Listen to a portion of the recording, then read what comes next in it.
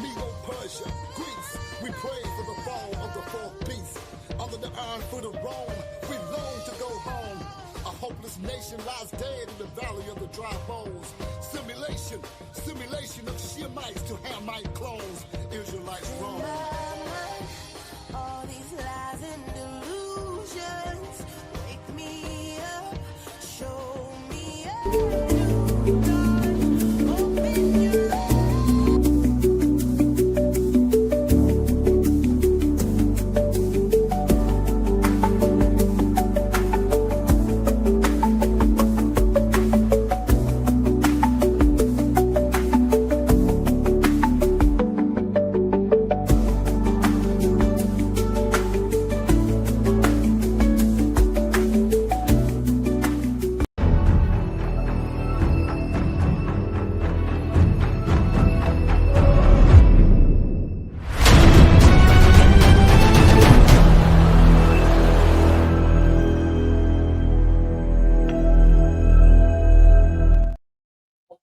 Shalom, shalom, shalom, brothers and sisters. Shalom. Welcome to the Sabbath, the second part. We had a beautiful class last night. Hope you attended. We have a beautiful class today. My name is Yehowadah, and this is the House of David, 191 Howard Avenue, Brooklyn, New York. And this is the Sabbath, the seventh day of the week. And this is ordered by the Heavenly Father that we observe the Sabbath day. And that's what we do, okay? Because we're Hebrew Israelites. We're the true biblical Israelites that the Bible speaks of. I know you've seen other people imitating us, taking our title. They're in our land now. And their skin color is different from ours, okay? And they claim to be the Jews. But according to the Bible, according to Scripture, okay, the Jews are black, okay? And that's going to be coming out very relevant very soon because America is on its way out. Okay, they have ruled already for almost 250 years, I think 2027. And their time is up. They're not going to rule forever. It's not prophesied that they rule forever. It's time for them to go because they've done nothing but rape, rob, and murder. They destroyed their food, the water, the land, the air, the minds of the people. They corrupted the earth. Okay, they lied about history. You know, and now it's time for the truth to come out. Oh, I'm sorry. And I'm over here yakety yakking. I ain't got my mic on. It's a lucky, y'all. That should be better. And it's time for them to go down. Okay, we've seen enough of their foolishness, enough of their nonsense. And at one time, we were fooled by the many lies that they taught us about history and everything. We just thought that we came over here on the boat and that was it. But to our understanding and the mercy of the Heavenly Father, Yahweh, through Yahweh Shai, his son, who you ignorantly called Jesus Christ, he had awakened us, the valley of the dry bones. And we have been awakened, and now we know who we are, and we know who they are. Okay, we know who all the people are on the planet Earth, despite these labels you got on them: Chinese, East Indian, Russian, Italian.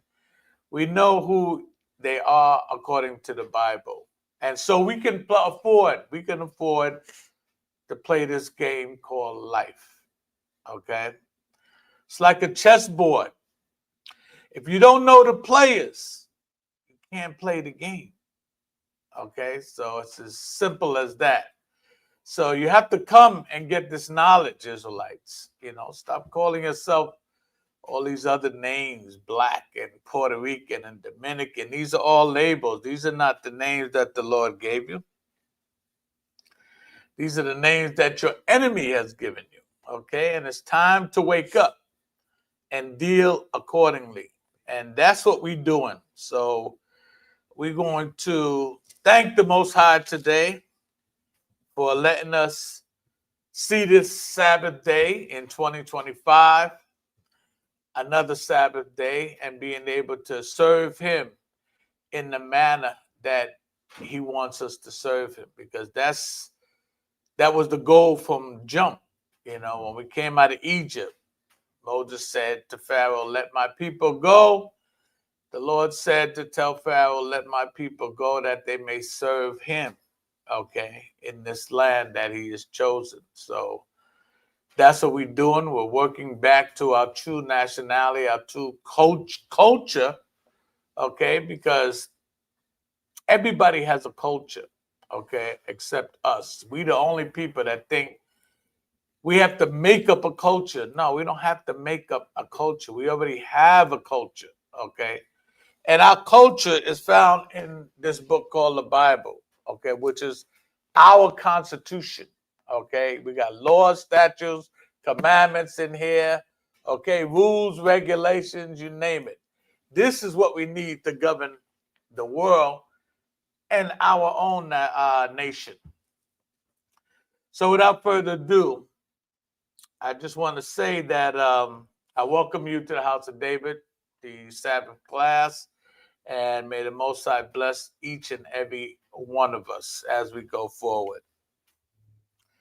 Now, you see the world situation now. There's a lot of things going on in the world. It's in chaos, it's in turmoil.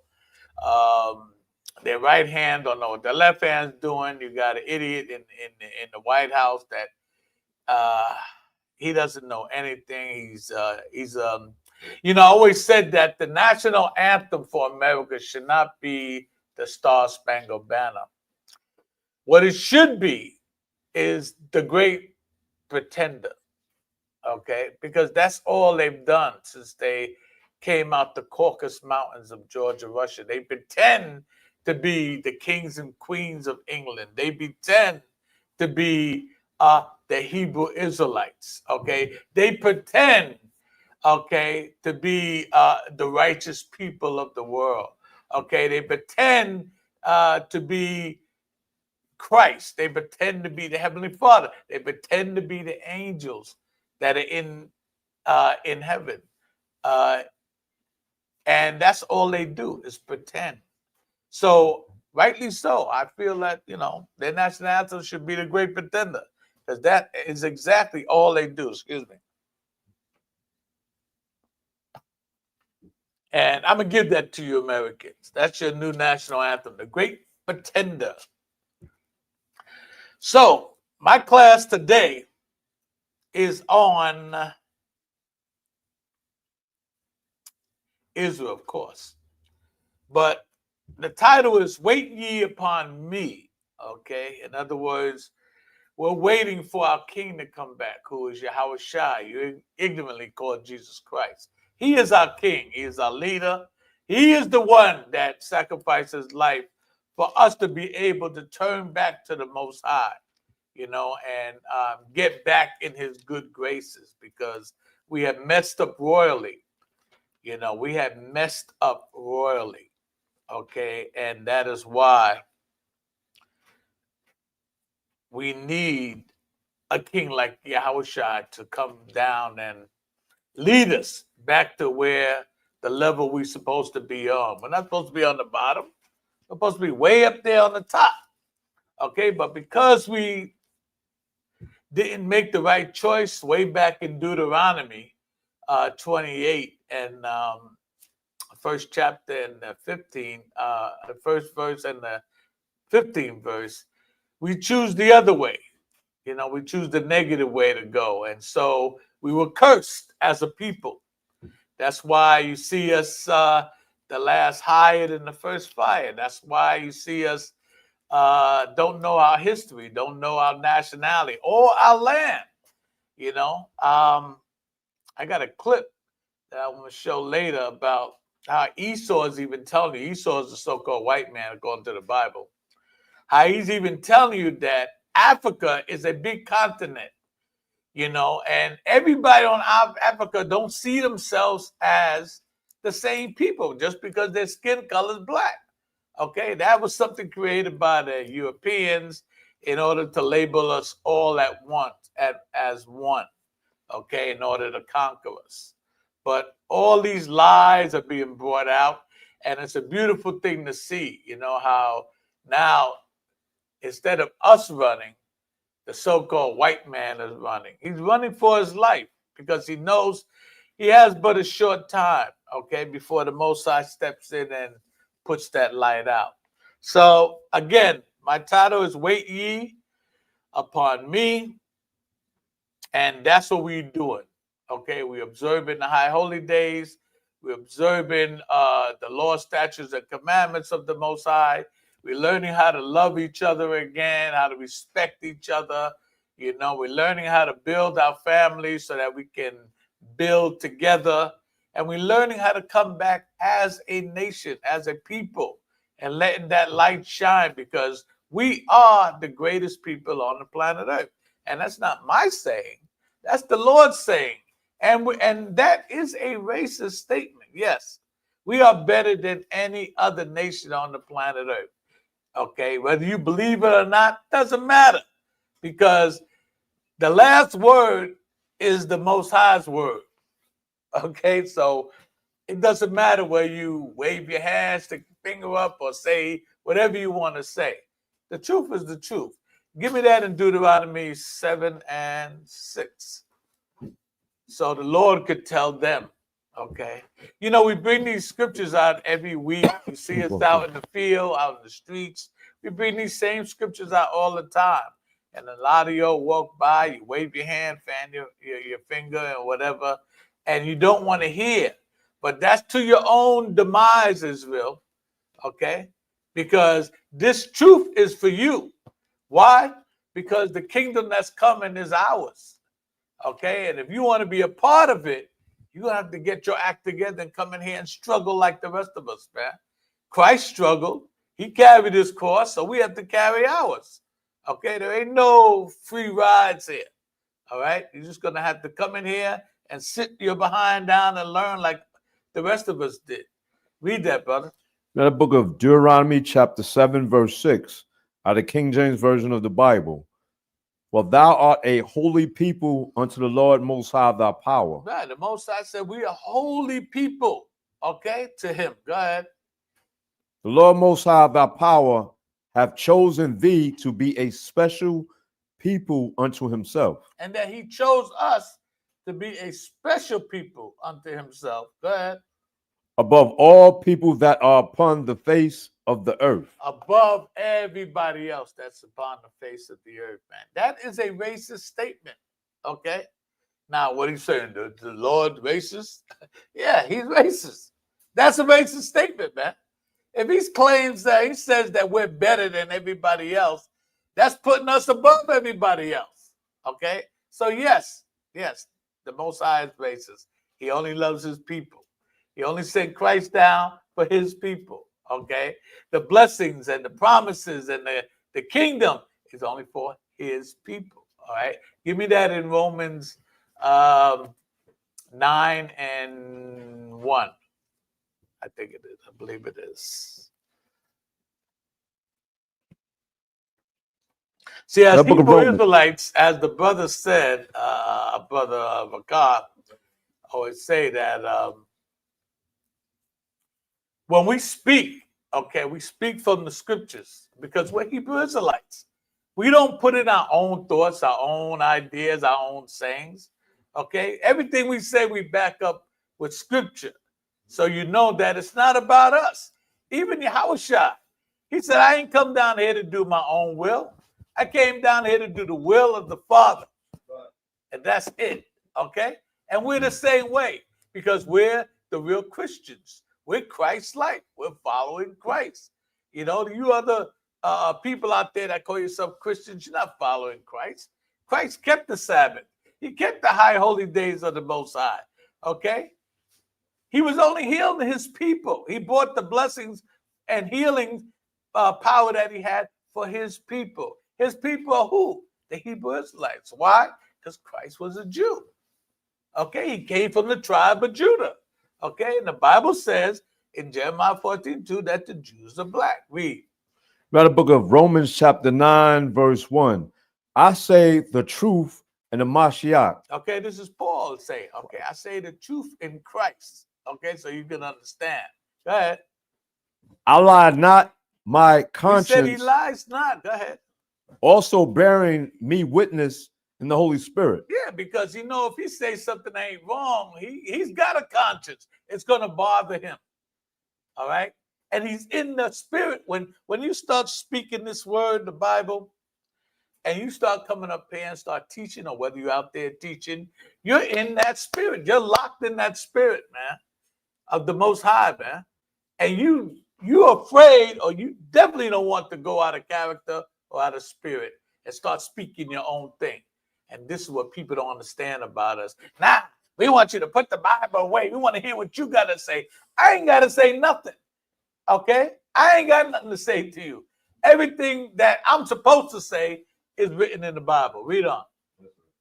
Verse 2, that I have great heaviness and continual sorrow in my heart. Great heaviness and continual sorrow in my heart. Okay, go ahead. Verse 3, for I could wish that myself were accused A curse. from a Mashiach, from a Mashiach Christ Okay.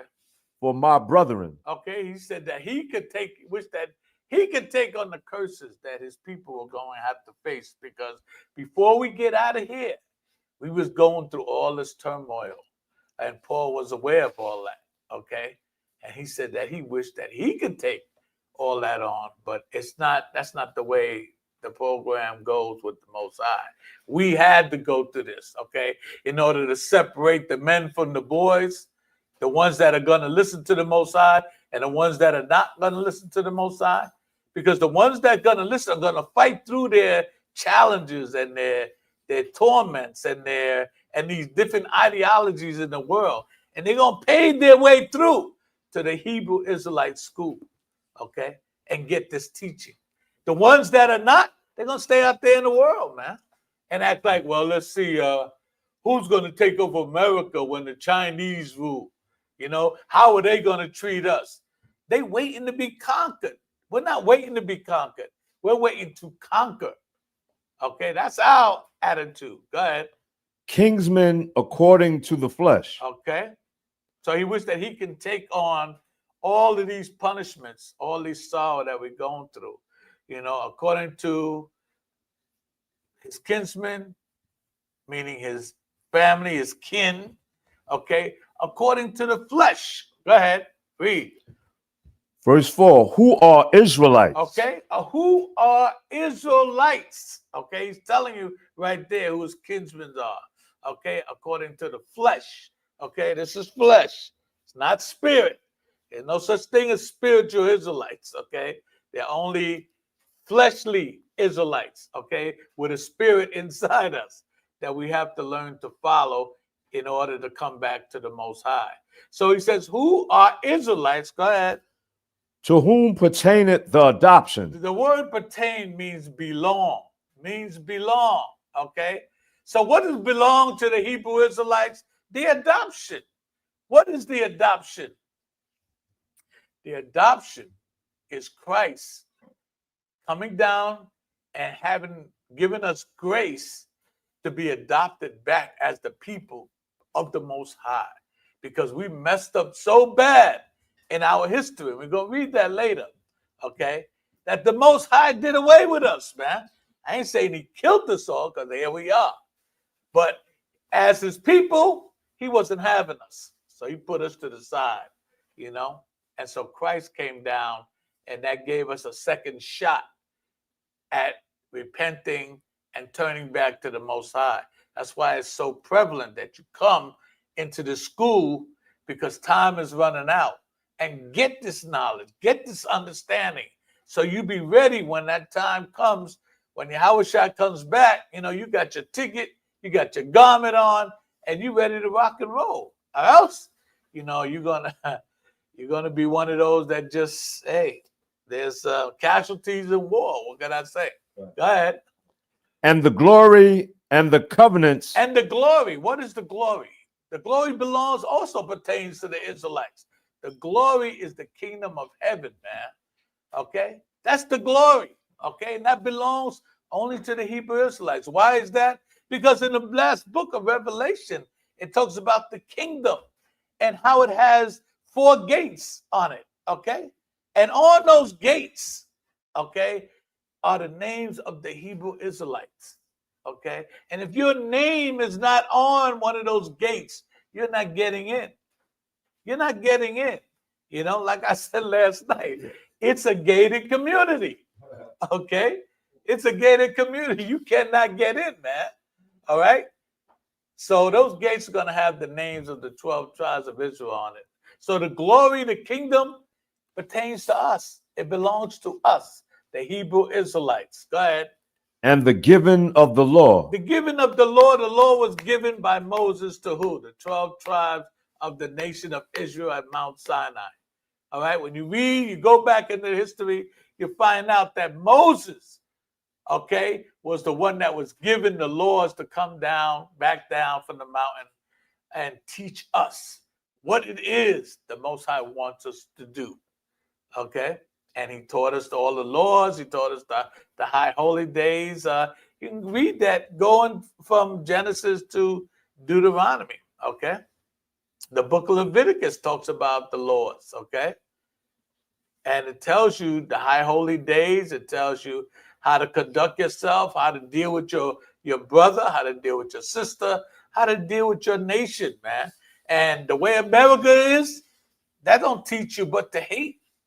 That teach you to hate your brother. That teach you to hate your people, okay? Because they have a long standing in that. When they brought us over here in slavery, what did Malcolm say? Who taught you to hate the texture of your hair?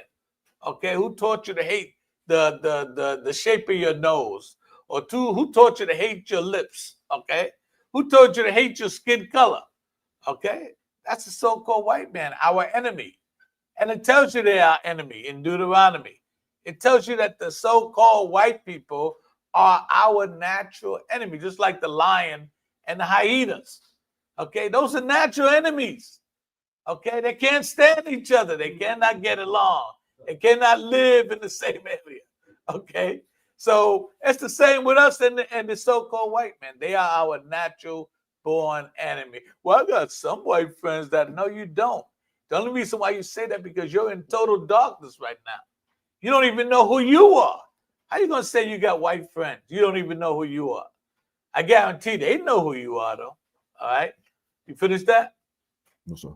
And the service of the Most High and the promises. Who was given the services of the Most High?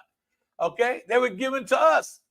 The Levites, the tribe of Levi, was given the service of the Most High. You know how much work they had to do to keep the incense going, okay? To sacrifice the animals every time we sin. That was a big job, man.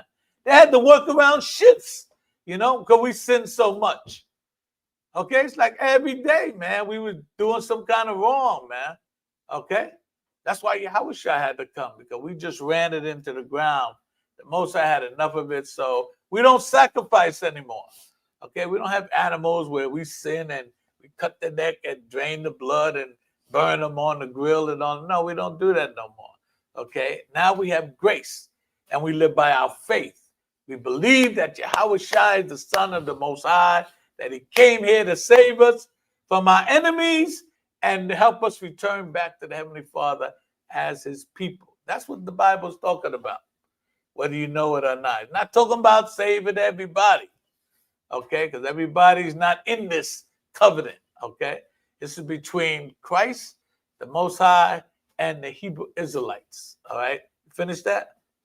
And the promises. And the promises. All the promises in the Bible were given to the 12 tribes of Israel, man.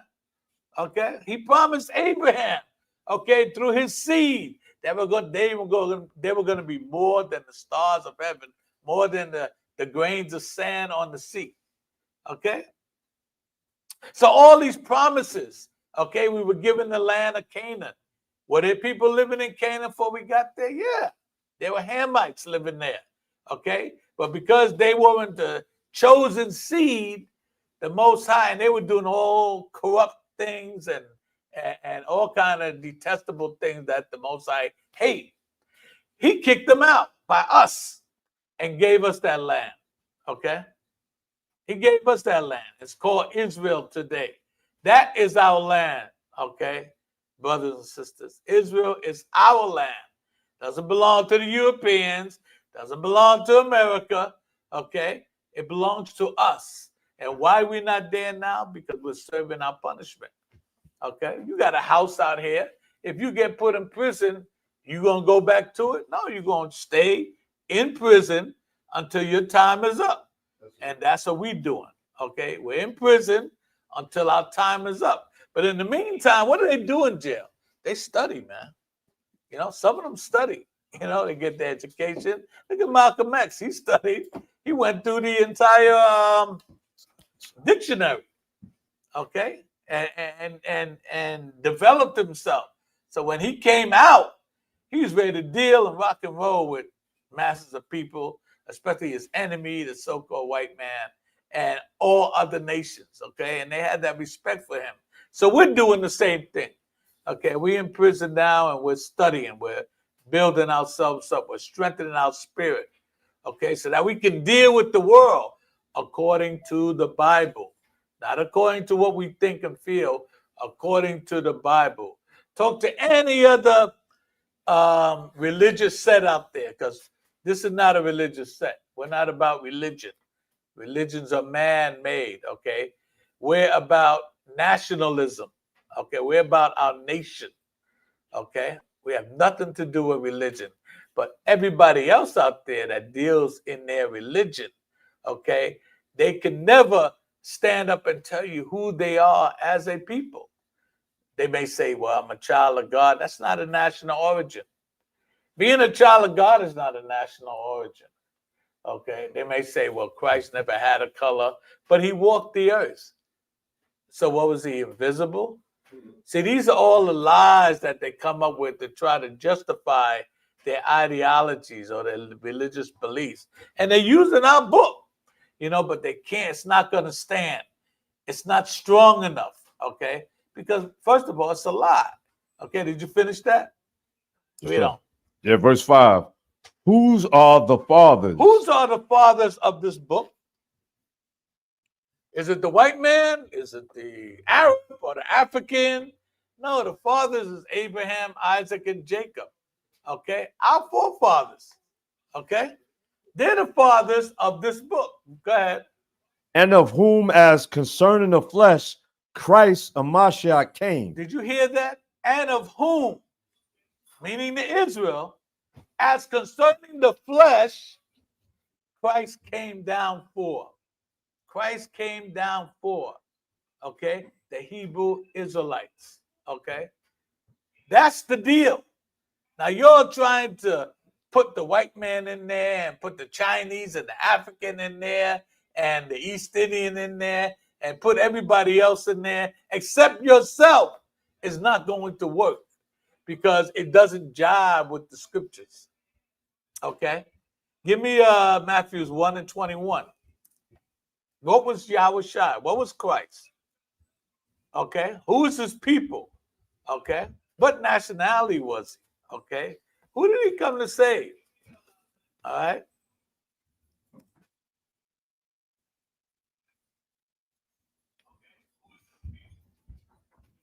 Yeah. That book of Matthew, chapter 1, verse 21. And she shall bring forth a son, and thou shalt call his name Yahushua. Okay? And she shall bring forth the son. Who's the she? The she is Mary. Okay? The wife of Joseph. Okay? Oh, that's you? Okay. Well, you see what I was doing. I hear you. All praises, because I want you to check it anyway. So she shall bring forth a son, and thou shalt call his name Jesus. What does Jesus mean? Jesus means Savior. So he's the anointed Savior. Christ means anointed. It comes from the word christening. Okay? And Jesus means Savior. Okay, so he's Savior anointed. Okay, he came to save his people. Okay, he did not come to save everybody. He only came to save his people. Let me get that. Give me Hebrews. Give me Hebrews. You know what I want.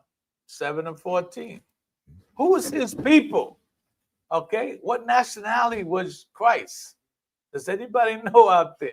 I mean, I know you got a lot of Edomite pictures out there. You claim that, oh yeah, that's Jesus. You'll say that in a minute. Yeah, that's Jesus. That's him. That's what he looked like, without any facts, without any documentation, because we've been like brainwashed into thinking that the white man is everything. Okay, when he's absolutely nothing. And he's learning that the hard way now, because now people are seeing him for who he really is, and they're frowning at him. Wait a minute, is this the man?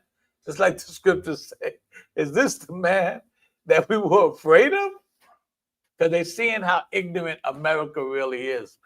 And let me say this: the way America is going down is the same way we went down. Okay, the Most High started taking out our wise men, and we were losing them, and another generation came in that wasn't as wise as the other ones, and they got carried away with the other nations that were around us, and in the several captivities we went in. Now it's America's time. Okay, so they're going down. Read that. Tell me where you at. Read the book of Hebrews, chapter 7, verse 14. For it is evident that our Lord Adonai sprang up of Judah. Okay, our Lord Jesus Christ, okay, as you ignorantly call him, sprang out of the tribe of Judah. Okay, oh yeah, we know he's a Jew. Yeah, okay, well, did you know that his skin color was black? Did you know that? And we say this all the time, but a lot of y'all are too busy with your life and you ain't got time to listen. So we reiterate it all the time, because there's always that one person out there that's going to say, wait a minute, did he just say Christ was black? And then he's going to take note and take ear. Okay? Give me Jeremiah 14:2. So what color are the Jews? If Christ was a Jew, what color are the Jews? See, you'll know the difference between Hebrew Israelites and the other, I want to say the other, but all those religions out there, because we're not a religion, okay? We're nationalism. That they'll never talk about these kind of scriptures. You never hear them bring these scriptures out in the Bible, though they're in there, but they won't bring them out the Bible because they want to generalize the scriptures to include everybody. Okay, and we don't want that. We're not about that. Okay, and it'll be a sin for us to even do that. And to teach in that manner, because now we'll be accused of misleading the flock. Okay, and you get in big trouble for doing that. And we see the kind of trouble that the Most High put on us, man. He put us in his captivity for 500 years, and we got whooped. Okay, we got whooped. This has like been the longest captivity we ever been in, man. And it's like no end. But we know now that there is an end. Read that, brother. Read the book of Jeremiah, chapter 14, verse 2. Mm-hmm. Judah mourneth. Judah is in mourning. The real Jews are in mourning right now. Do you see those guys over there in Israel mourning? I mean, yeah, they're getting bombed now, but over here they own everything. Okay, they own the movie theaters, they own the hospitals, they own the museums.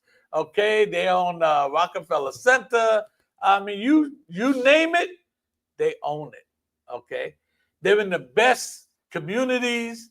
Okay, they have the best foods. Okay, for them to have come out of Auschwitz, I don't understand. How they developed the way they developed. Okay, because we came out of slavery and damn, we ain't still in it. So I don't understand that. But anyway, go ahead, read on. So they're not mourning. Go ahead. and the gates thereof languish. Okay, and they have their leaderships, man. You go around and see all these synagogues, man. They open today. You see them in their little penguin outfits, okay, marching into these fabulous temples they got, you know. I mean, we have a school. It's all right, but I mean, it's not like theirs, okay. But the beautiful thing is about that the truth is here. It's not there. I don't care how fancy it look, okay. So I'll take the truth of prestige anyway. Anyway. Okay, so yeah, they got the best kind of temples out there, man. So they're not mourning for anything, man. And they got their leaders. They know who their leader is. You know, Rabbi Swatcher and Rabbi this and that and whatever the names they put on them. Go ahead. They are black unto the ground. What did the scripture say the color of the Jews are? They are black unto the ground. They are black unto the ground. Unto means the same as. Okay? If I say you're black under this book, okay, that means you're the same color as this book. It doesn't mean anything different.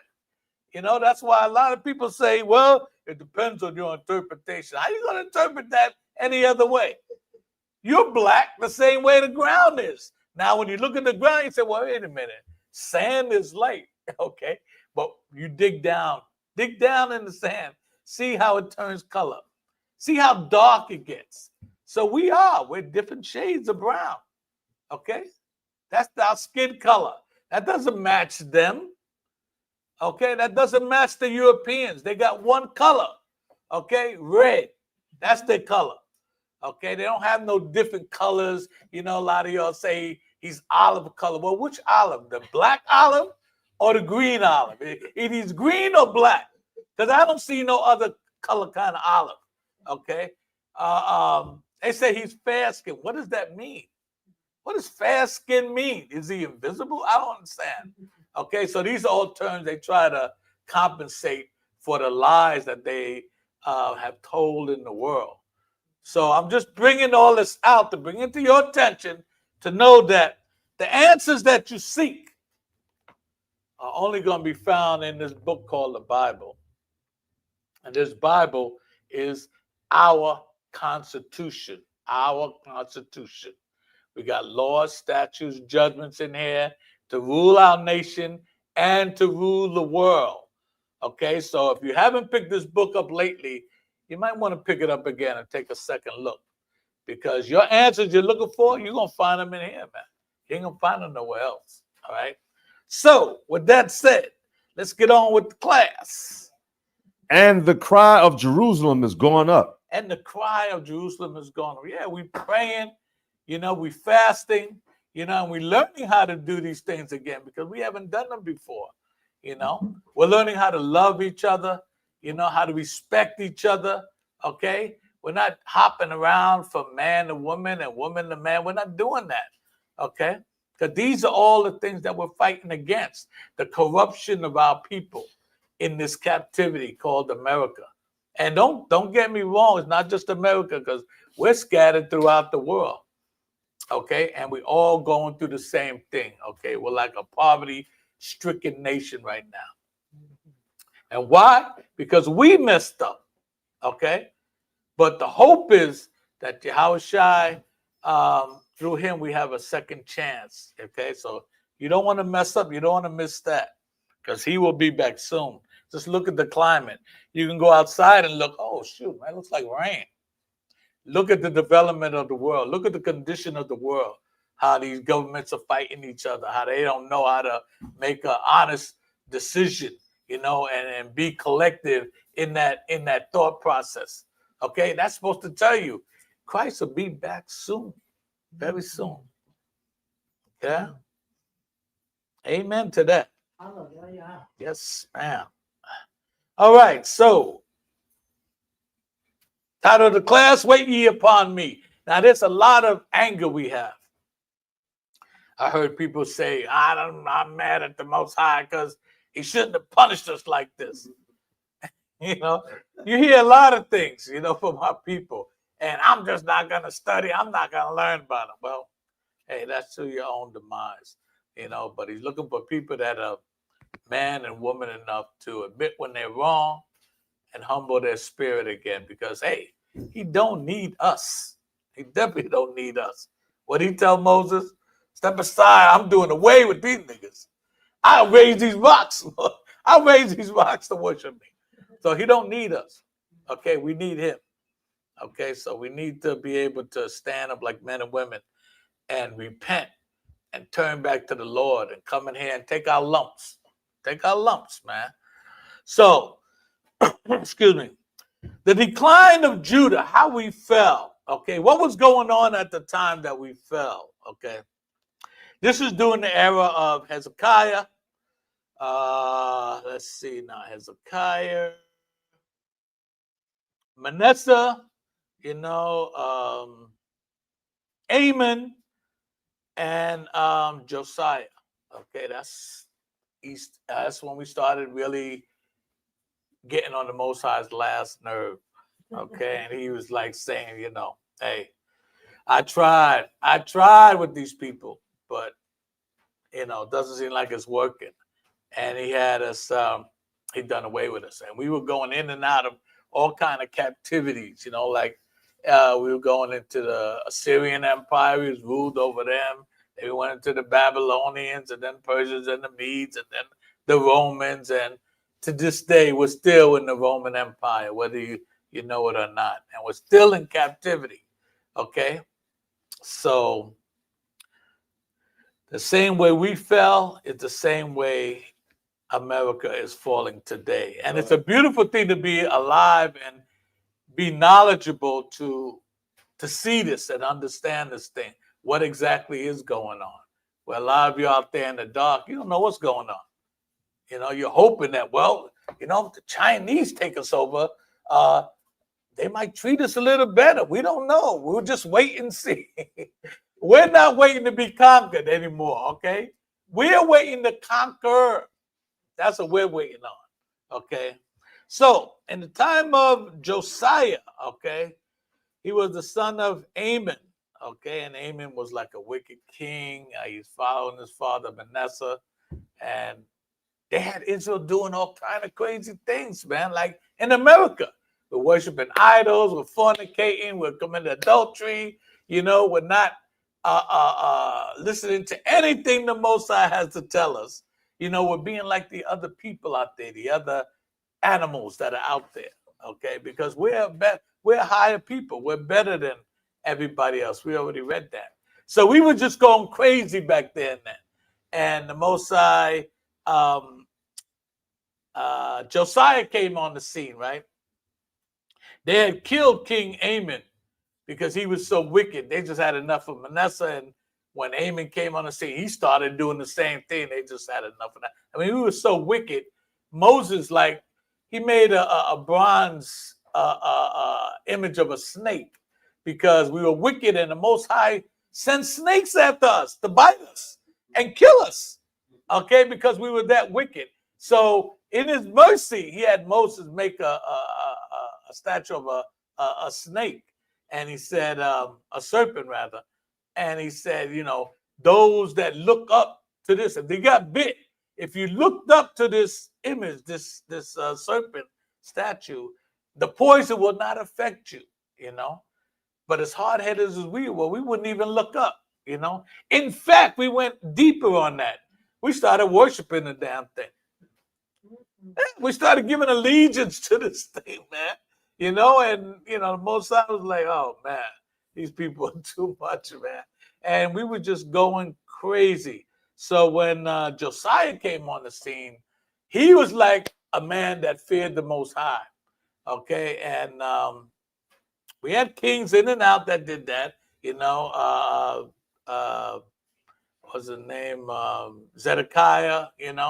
So when Josiah came on the scene, he did away with all that. His idea was to reform Israel.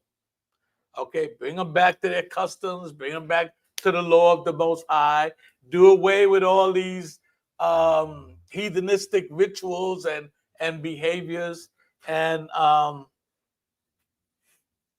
he ruled for 31 years. I think he was like 8 years old when he first became king. Can you imagine that? 8 years old, ruling a kingdom. Do you think an 8-year-old can rule a kingdom today? No, because the way we're raising up our children, they just wouldn't be able to handle it. So anyway, Josiah was 8 years old when he became king, and he ruled for 31 years in Israel, Judah. Yeah. Yeah, real quick. Most of the men today are being raised up to be queens, huh? Yeah. See, that's true.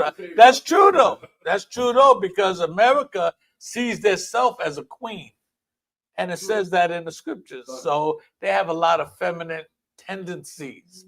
Okay, that's why a lot of shoot, they got you where you can't even say the word anymore. Undesirables, that's what they used to call us. Undesirables are succeeding in this country. Okay, they're succeeding. They have great businesses. They live in prestige neighborhoods and all that, because the United States sees itself as a queen, and it promotes this kind of behavior. So that's what's happening with that. So here we go. In that time of Josiah, right, there was a prophet that came up, and he was proclaiming, that the Most High had enough of y'all. And he said that this guy was called Zephaniah. Okay, he's one of the minor 12 prophets that you read about in the Bible. And he came on the scene, and he was telling Josiah and everybody else that, look, man, the Most High had it with y'all. Y'all just don't want to do right, so he's gonna wash his hands, and he's gonna come down in wrath.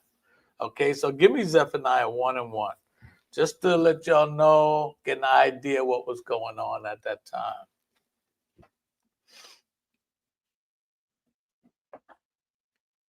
The book of Zephaniah, Mm-hmm. chapter 1, verse 1. The word of the Lord Most High, which came unto Zephaniah, the son of Cushi. Cushai. Mm-hmm. That's not Cush. Okay, don't. Oh, he's a Hamite. No, he's not. Okay, Cush is the Hamite. Okay, Cushai is not. Good. The son of Gedaliah, the son of Amariah, the son of Hezekiah, in the days of Josiah, the son of Ammon, king of Judah. Okay, in Josiah's day. Okay, go to the 7th verse. The book of Zephaniah, chapter 1, verse 7. Hold thy peace at the presence of the Lord Most High power, for the day of the Lord is at hand. Okay, so the Most High say, in other words, shut the hell up. Keep your mouth shut. Okay, because I'm gonna do a work, against y'all and against the entire world, because it's all corrupt. The last time he did that, what happened? We got flooded out, man. We got flooded out. Can somebody turn that AC off? Yeah, it's getting hot up here. I don't know if these lights or what, or is it the temperature rising up? Okay, all praises. Okay, so what happened was that Mosai had enough of us, and he's getting ready to drop the hammer on us. Okay, so he said, I don't want to hear nothing. Okay, go ahead. For the day of the Lord Most High is at hand, for the Lord Most High hath prepared a sacrifice.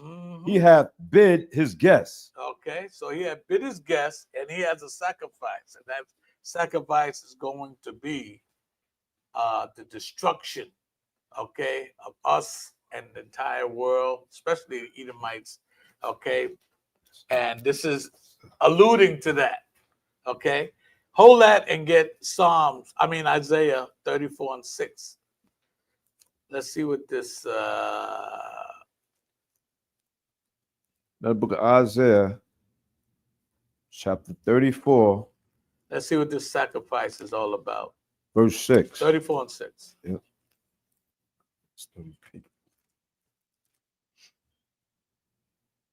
The sword of the Lord Most High is filled with blood.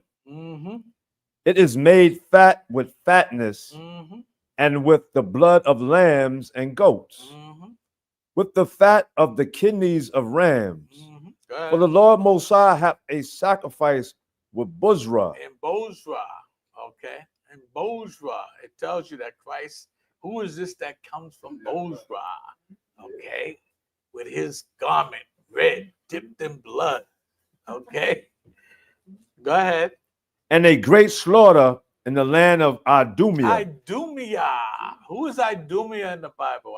Idumea is Edomites, okay? Amalek specifically, but Edomites in general, okay? He's going to do away with all of them, okay? He didn't forget what they did to him. Now we may have turned him over to the Edomites in Rome, but they're the ones that actually killed him, okay? And he has not forgotten that.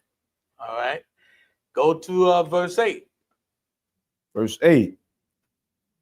Isaiah 34, verse 8.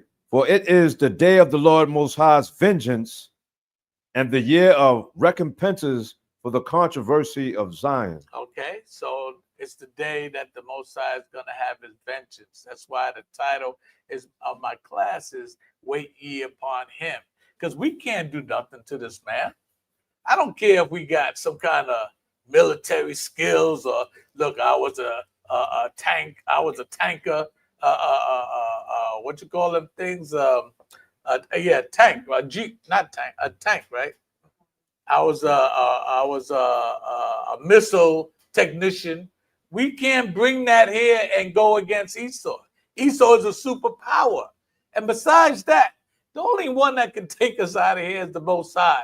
Why? Because he's the only one that put us there. Yeah. They're proving that right now with this whole protest with ICE. Mm-hmm. They're showing that you can protest in the street all you want, Mhm. but they're not stand in the military. Exactly. You know, this woman was screaming yesterday. You know how they was dragging her off, and she was saying, "What kind of country is this? What kind of people are you?" Okay, they're starting to see how America really is, you know. And as we go forward, you know, it's gonna be more relevant or prevalent to see them in their natural state. You know, the wool is coming off. Okay, America's not that nice country that everybody thought it was. Remember, their nationality, as far as I'm concerned, is the great pretender. All right. So, yeah. And remember that scripture, Isaiah 43, when it says we're gonna lift up your skirt, Yeah. to your nakedness. Mhm. That's not only bad, and just show, like you said, they taking their clothing off. Right. You see who they really are. Yeah, you see who they really Show are. what they really are. You're gonna see their horns, you're gonna see their tails, you're gonna see everything. You're gonna see how red they really are and why the scripture identifies them as the great Satan. Okay, because that's just who they are. Now go back to Isaiah 34 and 6. In the book of Isaiah, chapter 34, verse 6. Read that again. For the sword of the Lord Most High is filled with blood. Mm-hmm. It is made fat with fatness, Mm-hmm. and with the blood of lambs and goats, Mm-hmm. with the fat of the kidneys of rams. For the Lord Most High hath a sacrifice with Buzrah, Mm-hmm. and a great slaughter in the land of Idumea. Okay, read 8. Verse 8. For it is the day of the Lord Most High's vengeance, That's right. and the year of recompenses for the controversy of Zion. Mm-hmm. And the streams thereof shall be turned into pitch, and the dust thereof into brimstone. Okay, you finished. And the land thereof shall become burning pitch. Right. Okay, so the Most High is ready to come down. He's ready to lower the boom. He's ready to drop the bomb, man, you know. And he's the only one that's going to be able to take us out of here. Okay, nobody else can take us out of here. We can't do it. You know, Esau ain't going to do it. Okay, and the Most High is the one that put us here. Okay, so he's the gatekeeper. Okay, so we can only get out, you know, under his authority. So jump from there, go to Psalms 27 and 14. So this is all leading up to the fact that we are hopeless without the Most High. Okay, we need the Most High, through His Son Yahweh Shai to develop, to grow, okay, to come together as a nation. We need Him. He don't need us. Okay, go ahead. Read the book of Psalms, chapter 27, verse 14. Wait on the Lord Most High. You see, we have to wait on Him, man. A lot of people think that, oh, you guys gonna come together and get some guns and go against the white man. No, that's not the plan.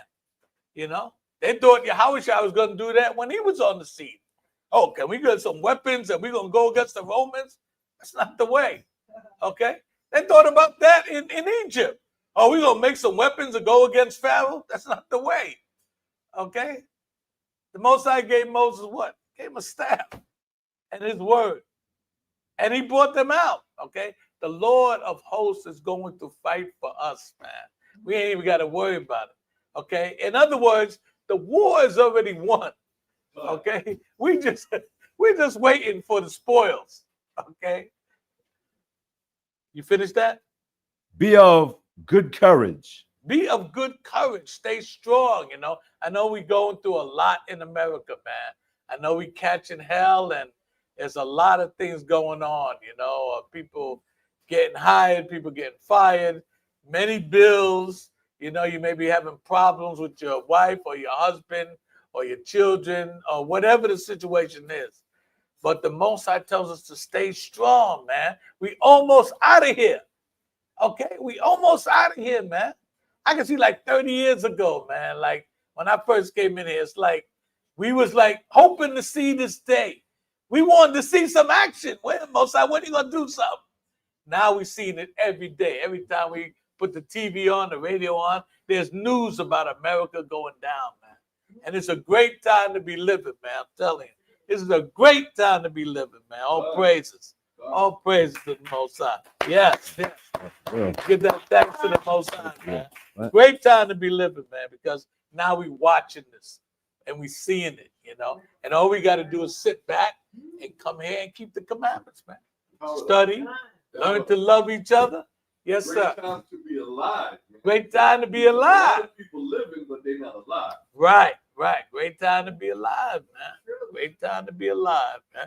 And you can only live once you come in here and start getting this word, man. Okay? Because if not, you're out there in the valley of the dry bones. You haven't been shook enough yet. Okay? Don't wait till Yahweh shall come back to shake you up. You don't want that. You finished that, brother? And he shall strengthen thy heart. Man, he shall strengthen your mind. Your heart is your mind. How's he going to strengthen your mind? With this word, man. I haven't seen, like I said last night, I haven't seen anybody come up against this word. Nobody can come up against this word as far as us teaching that we're the Hebrew Israelites. Okay? And all the nations, their real names. Okay? All the nations, they real, like the white man. He's not the white man. He's the Edomite. The red nation. Okay? Nobody's come up yet. You know why? Because this ain't our words. This is the Most High's words. And nobody's ever going to come up against this word. Now go to Psalms 37, 34. So the Most High tells us to wait on him, man. Okay, that's all you got to do. Just wait on the Most High, man. He's going to come through. Because everything he says, okay, came true thus far. Everything he said. All right? So it's going to come to pass too. Psalms 37, 34. Yeah, read that book of Psalms, chapter 37, verse 4. 34. Oh, 34. 34, 4? 37, 34. Yeah. Oh, pardon me. Read that book of Psalms, chapter 37. Slow down, bro. Okay. So, Take verse a deep 34. breath. Relax. We're with you. Okay. Wait got on the all Lord. day. Today's the Sabbath, okay? So, We're chilling, okay? There you go. All right. Psalms 37, verse 34. Wait on the Lord. Yeah, Most wait High. on the Lord, man. That's what David keep on telling us. Wait on the Lord, okay? Go ahead. And keep his way. Keep his ways, man. Keep his commandments. Learn his commandments. Okay, so you can learn how to re-love your brother again, re-love your sister again, re-love yourself again. Okay, because love is not an emotion. It's not a feeling. You know, I feel. No, it's not about that, man. Okay, and John, he says, if you love me, keep my commandments. How you gonna feel to keep his commandments? Either you do them or you don't. Okay, that's a thought. You have to think about that. Well, what is his commandments? You got to think about that and then understand how to implement it, okay, or manifest it. That's not an emotion, okay? That's a well thought out act, okay? So we have to wait on the Most High and we have to keep his commandments. Go ahead. And he shall exalt thee to inherit the land. Right, he's going to give us our land back, and that's what we want. We want our land back, man. We don't want to be over here stuck in this polluted, infested place called America. This place is a cesspool. You know, it's a dump. You know, it's dirty. You know, it's outdated. Okay, it's polluted. You know, you can't even buy it. You can't even breathe the air here. The other day they had an air warning, air quality warning. Oh, y'all better watch out. The air is bad. Okay, it's bad all the time, man. These stupid vehicles they got out of here is talking about, oh, we're progressing. We're a modern society. It's polluting the damn air, man. Well, we can't even breathe. Yeah. But what else are they talking about with the air quality is this fires that are going on in New Jersey and in Canada, yes. That's what's really hitting our air quality because it is literally right across the border. And that's it's in Ontario. right. And that's beautiful because now we see the Most High's cranking it up. Okay? Because this place is gonna burn. It's going to burn, baby. Okay? And the Most High is getting it ready, man. Don't you know when them bombs go off? Do you know how much oil and gasoline is in the ocean? They've been running into rocks and all kind of stuff and polluting the ocean for decades now. You know, there's probably more gas in the ocean than there is water. Keep as quiet as it's kept, yeah. And don't forget about the chemtrail. Yeah, the chemtrails too. You see it every time these stupid planes go by and whatnot. And you see them two trails from it and whatnot. You looking up and here they come, you know, right on you.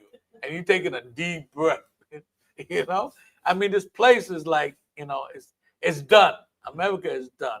And we want our land back because we want to live in wholesomeness and freshness, you know, in righteousness, you know. We want to know what it means to see your brother and not see some nigga, okay, or an enemy, but to see somebody you really love and respect and honor. And the same way with the sisters. You know, we want to see our families back together again. Okay? Can't do that here. Okay? Can't do that here. We need our own land like everybody else. Do you know they changed that in the Constitution? It was supposed to be life, liberty, and the pursuit of land. But because, yeah, how you gonna find happiness? I mean, a crack person will get some crack and say, I'm happy. You know, light up, blaze up, I'm happy.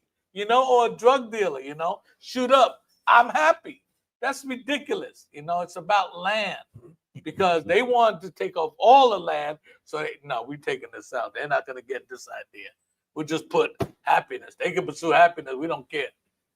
Yeah. They specifically took it out after they settled the land. Right.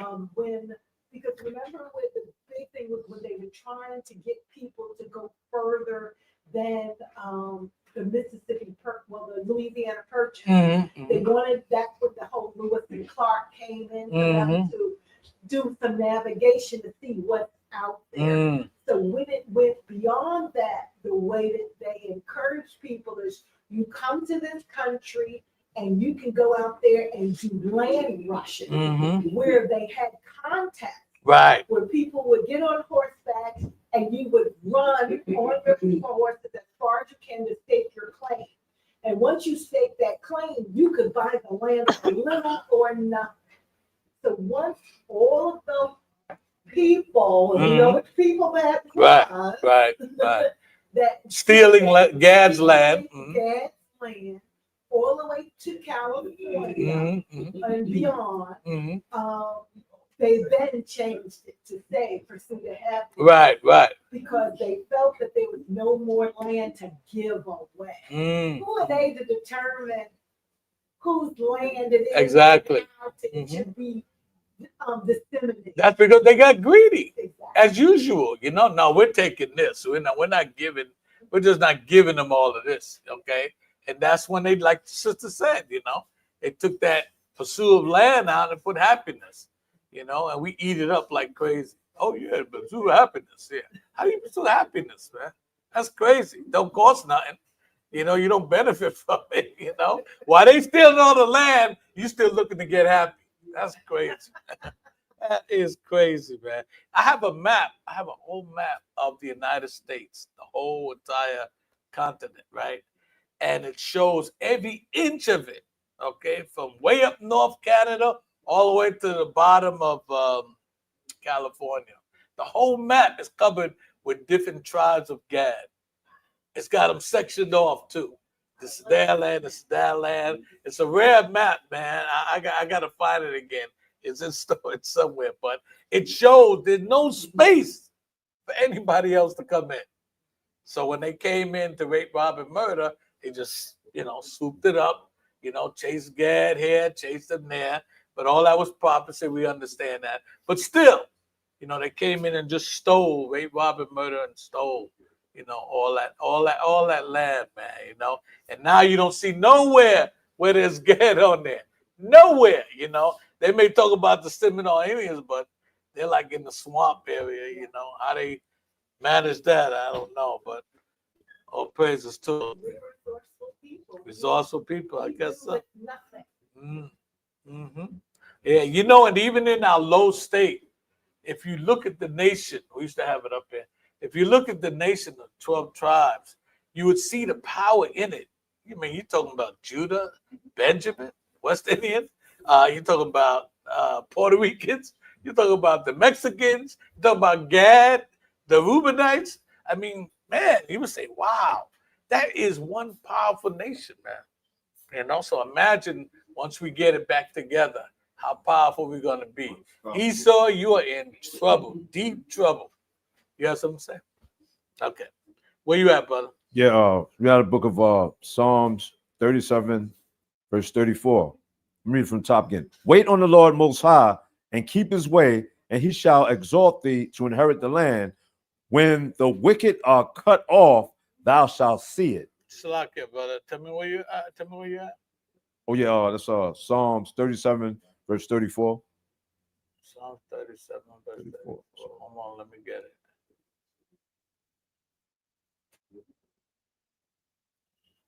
Psalm 37, 34. Okay, what verse?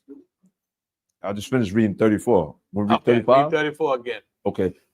Top of Psalms 37, verse 34. Wait on the Lord Most High and keep his way. Keep his ways, commandments. And he shall exalt thee to inherit the land. Our land again. Go ahead. When the wicked are cut off. When the wicked are cut off, when he takes this man out, when America is done with, okay, we go back to our land. Go ahead. Thou shalt see it. I have seen the wicked in great power. And they are in great power. Okay, they rule in every damn thing. Okay, even Putin, he's part of them. He's an Edomite. Okay, so they are in great power. And those are the so-called two great powers that are on the earth now. Okay, they're still Edomites. All right, go ahead. And spreading himself like a green bay tree. Yeah, he spread himself throughout the world, man. He's trying to, you know, but Abraham Traore is throwing a monkey wrench in their game. You know, they didn't expect that to happen. Okay, go ahead. Yet he passed away, and lo, he was not. Yea, took him out. Go ahead. Yea, I sought him, but he could not be found. See, we're not going to be able to find the white man after the Most High come down on him and do what he's going to do to America and the so-called white man.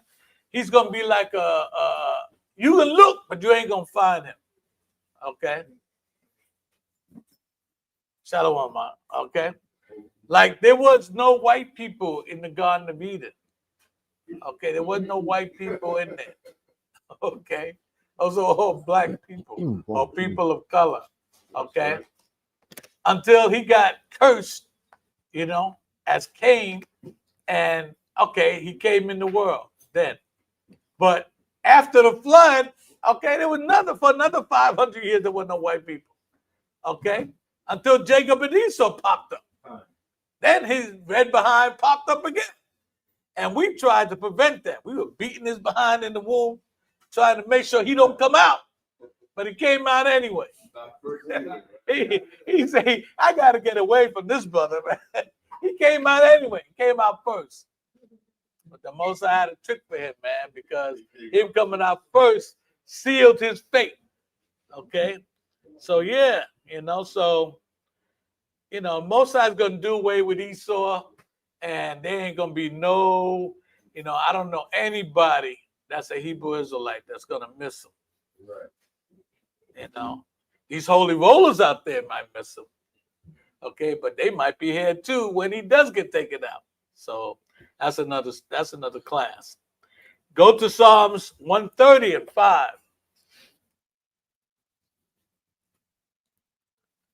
And it'd be great to see the Most High do away with these people, man, because it's sickening, man. It's depressing. It's troubling to our spirit to have to wake up and see this man's face again. Oh, man, not again. See him on the job, see him on TV, the radio. Yeah, brother. Speak up. It's a blessing. Blessing to see how the Most High is in trouble to bring this down. Yeah, I said that earlier, man. This is a great time to be alive, to see this kingdom go down and understand what's going on. Okay, because we have the blueprint here. Okay, y'all call it the Bible. We call it our Constitution. How about that? Okay, you got that, brother? Yes, sir. Read our book of Psalms 130, verse 5. Wait on the Lord Most High. There you go. Wait again. Wait on the Most High, man. Don't get no idiotic ideas that we're gonna set up a bunch of people because we had some experience in Vietnam or the Desert Storm, and we're gonna come together and put our military ideas in practice and take down the white man. It's not gonna happen. Okay, because like I said, the only person that can take us out of here is the Most High, because he's the one that put us here. That's right. So nobody's going to take us out of this, man. That's why King didn't work. That's why Malcolm didn't work. They had the wrong program. And Marcus Garvey, it's just not going to happen. This is a punishment, okay, that we earn by turning from our Father. And we have to learn that and repent and come back and do this all over again the right way this time. Okay? Read on.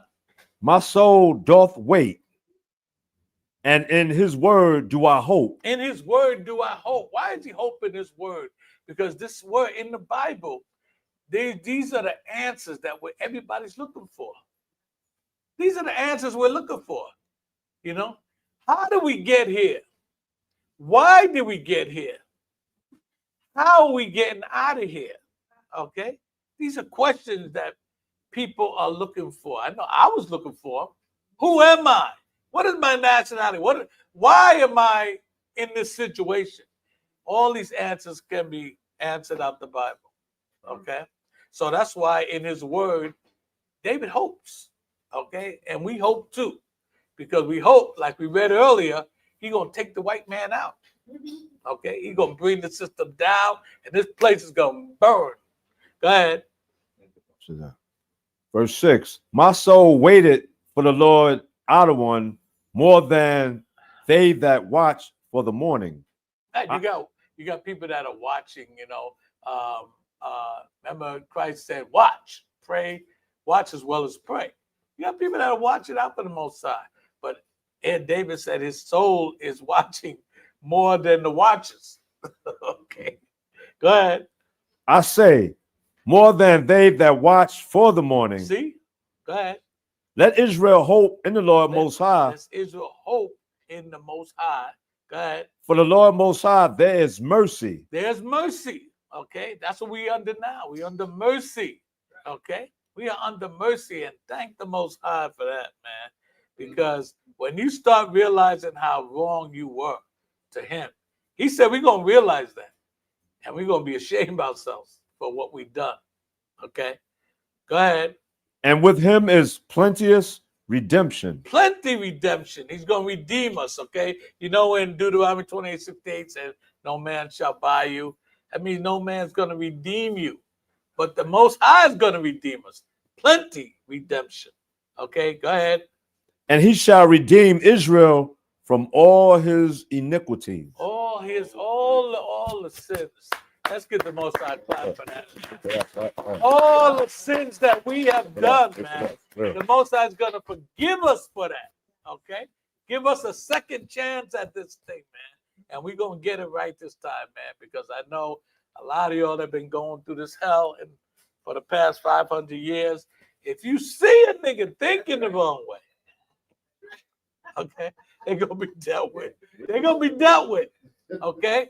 Because we ain't having no more of this, man. We are done with this. Go ahead. Yes, bring it up, bud. Isaiah chapter 1, verse 18. Mm-hmm. Come now, and let us reason together. Let's reason this thing out, man. Saith the Most High. Mm-hmm. Though your sins be as scarlet, Mm-hmm.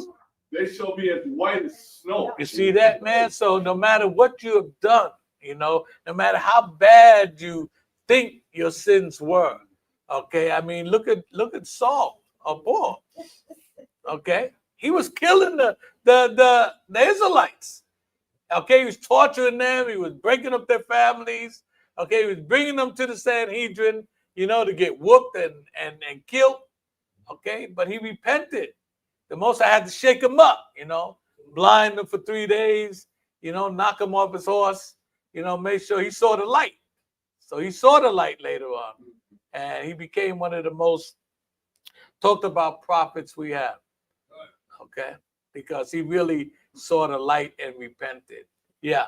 That precept that Elder Ryan had given, could you read verse 19? Because I think that is like the book of what you all again. Now, when you read that? Yeah, okay, I was going to inquire too. Let me finish. Yeah, go ahead. Though they be red like crimson, That's right. they shall be as wool. Mm. If ye be willing and obedient, Mm-hmm. ye shall eat the good of the land. See, this is the theme throughout the Bible. That was coming. This is the theme throughout the scriptures, man. Adam and Eve, he told them, okay, just be obedient, man. Listen to what I say, okay? This is the theme throughout the Bible. Listen and be obedient, okay? He wants us to be obedient. And that's what any father wants, any mother wants. You want your child to obey you. Whatever you tell them, you want them to do, you know, within reason. You know, don't tell them no nonsense. But if you bringing them up the right way, you want their undivided attention and their adherence to what you're teaching them, okay? So they'll know how to act when they get out there in the world. Now, from there, go to Proverbs 20 and 22.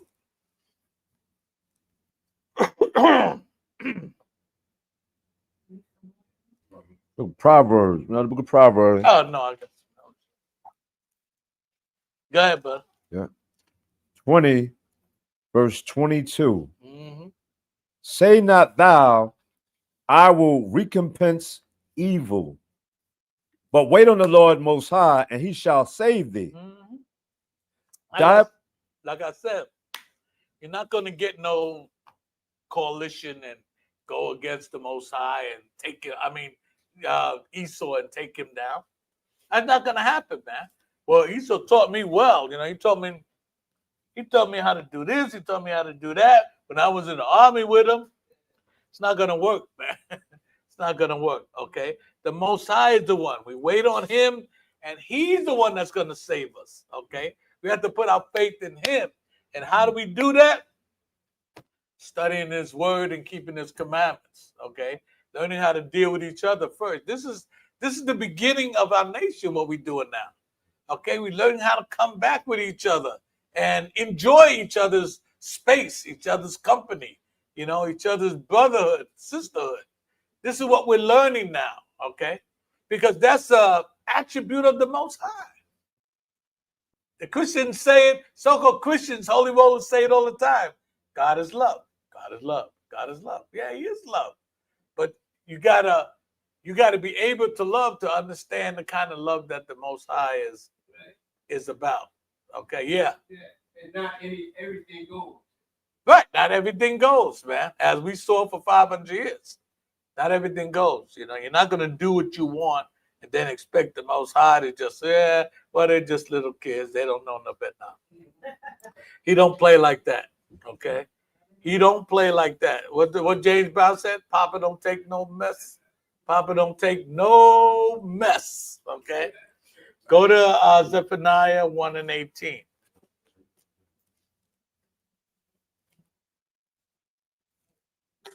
That book of Zephaniah, chapter 1, verse 18.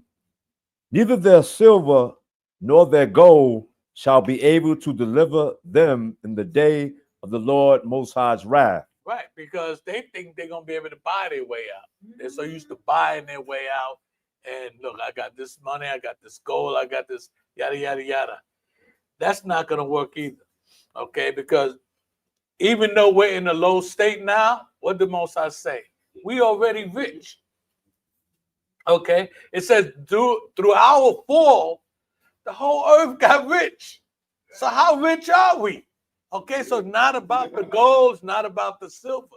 Okay, what it's about now is this knowledge. You know, getting this knowledge and implementing what it's talking about between the brotherhood and sisterhood. Read on. But the whole land shall be devoured by the fire of his jealousy. Yeah, the Most High, you can't buy your way out. You know, that's not what I'm about. I got everything. What I'm going to do with your gold and silver? Okay? That whole land, America, is finished. It's going to be done. It's going to be burnt up. It's going to be devoured. Because he's jealous of us. Okay? He's jealous that the fact that we look up to him as the Most High. We look up to him as Yahushua. We look up to him as the angels. You know, he's jealous of that, man. You know what jealousy is? When your woman is looking about or talking about another man, and vice versa. You know what that spirit is about. That is a very powerful spirit. Plenty brothers are in jail now because of that spirit, man. You know. But when you come in here and get this word, you know how to tame that spirit. Okay, because that spirit drives off your flesh. Okay. But when you're dealing with that spirit in the spirit of the Most High, you put it in check. You don't let it command you or get you all riled up like that. Okay? In other words, you're thinking before you act. You know, usually we act and then we think. You know, while we're behind bars. Man, I shouldn't have done that, man. You know, and for whatever years. You have something to say? Yeah, I was going to say you right on point. After you do something wrong, even if it's brought up right, you do something wrong, then it comes to oh. Right. Yeah, because we act before we think. It's just by the witch fight. Yeah, and you say that we're jealous. The only one who should be able to I would say react or to do anything in the throes of jealousy is the Most High. Mhm. We would want him to be that one Mhm. because the way that he handles jealousy Mhm. is for us, not Mhm. against us. Right. The same way he's always been jealous for our Exactly. jealous for our devotion to him, Mhm. our commitment to him. Right. And that's why he has continued. That's why we're in the state we're in. because Exactly. We did not appreciate. Hmm. Yeah, we didn't. We didn't appreciate anything that he did for us. We were Mhm. too busy trying to Be like the other nations. rationalize and justify. Right. Mhm. There you go. Rationalize and justify. I like that. Now, Yeah. hindsight is 20/20, baby. We get caught up. Oh, shouldn't have did that. Yeah.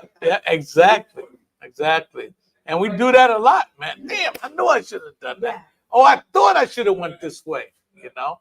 But we have to change that because what this truth does really is calm our spirits down. It calms it calms down the noise because there's a lot of noise. Okay, you may say, "What noise? I hear nothing." No, there's a lot of noise, like distractions, different ideologies, philosophies, the polluting of the air. All that is noise. Okay, so it calms that down so we can think. Okay, so we get a chance to really get our spirit and our body back together again. So there's a lot of noise, man. Trust me, there's a lot of noise. Read on, brother. For he shall make even a speedy riddance of all them that dwell in the land. Right. So he's gonna, man. We're gonna read how fast he's gonna get rid of the Edomites. Okay. We're gonna read how fast America is gonna be done away with. Okay. We getting there. Just hold tight. Hold tight. Go to Proverbs 11:4.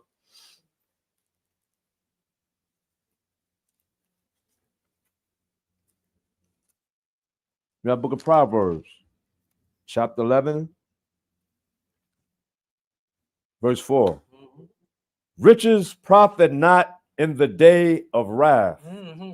but righteousness delivereth from death. You see? So I don't care how much money these rappers or basketball players may have. And it's so sickening, man, to see how people, the playoffs. The playoffs. Come on, let's go. That's all that's on TV, And they see me there, I'm studying, and they talking about the game. So they see me there every day, And now every once in a while somebody come up, like somebody asked me the other day, what's a good chapter for me to start reading to get into the Bible? I said, all praises. So I told him, I said, I think you should read Deuteronomy 28 chapter. Because it tells us if we did good, what would happen? And if we didn't do good, where are we here today? Okay, so if you're really interested in trying to start there. That's a good start for you, So every once in a while, somebody will, come up to me to try to challenge me, like a sister and whatnot. She thought she had these powers. She said, "Oh yeah, because I get these dreams, and there's figures here and figures there, and yeah, I'm trying, and the Most High must have something special for me." I said, so once I broke it down to her and explained to her what that was about and what she really had to do to get closer to the Most High. She don't talk to me no more. She just dismissed the whole idea because obviously as she was growing up, people looked at her as some big, wizard or something, what I'm saying? And she had these great powers and whatnot. But once I broke it down, like you're the same as the rest of us. You came over here on the boats too. Okay. You didn't have no ticket to get on the boat. They didn't ask you if you wanted to come over here.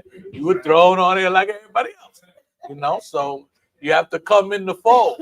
You got to come in the straight and narrow gate. Okay. You can't come in that wide gate and thinking, yeah, I'm coming in here and I got these powers. It don't work like that. So she don't speak to me anymore. I haven't spoken to her for what? I've been there for about a year and a half. Yeah, year and a half. No more. But hey, what can I say? That's between her and the Most High. What did I say? Proverbs 11:4. Huh? You put that black girl magic on black. Well, the Most High did. Go ahead, brother. Yeah, verse 5 of Proverbs. No, read 11:4 first. Proverbs 11, verse 4. Again. Riches profit not in the day of wrath, but righteousness delivereth from death. So righteousness delivers you from death. You can't buy your way out this thing. Okay. Righteousness is what? This word of the Most High. Getting that feed inside you. Okay. So you know how to deal. Okay. You know how to humble yourself. You know how to greet your brother. You know how to greet your sister. You know how to calm down the noise that's in this world. You know what I'm saying? So you can focus, and do the right thing by the Most High. Okay, drop that and go to Genesis 15:6. So righteousness is the way. Okay, learning this word is the way out. Okay.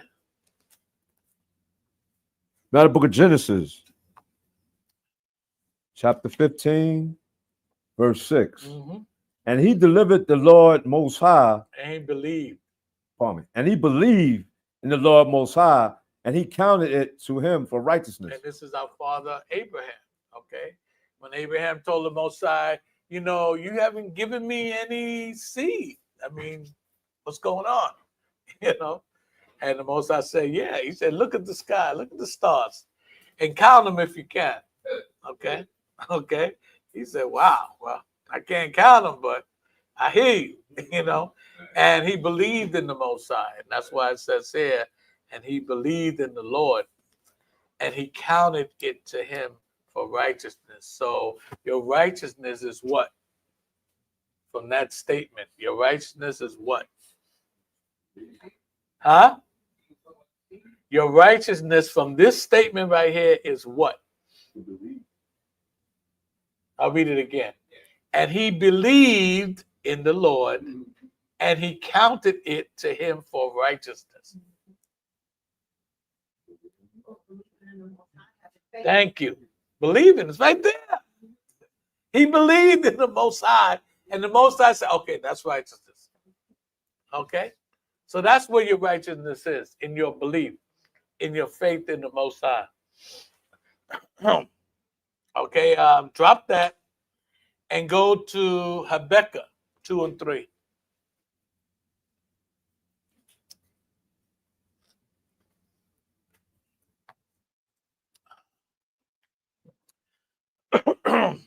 Now the book of Habakkuk, chapter 2, verse 3. For the vision is yet for an appointed time, but at the end it shall speak and not lie. Though it tarry, wait for it. Wait for it. Okay, this is what the Most High told Habakkuk. He told him about the destruction that's coming. Okay, not the one about the flood, but the one that's coming now. He said it's for an appointed time, and that time is now. Okay, so everything you see now, this is what Habakkuk knew. Okay, and this is what he had to wait on, and we have to wait on it too. He said, though you think it's taking a long time, wait on it, because it's not going to tarry. As you can see, time is moving, man. We almost finished with, what is this, June? Man, we're getting heading into July, man. This year's half over already. Man. You know, the Most High is definitely speeding up time, man. You know, and we ain't got time is not our friend right now.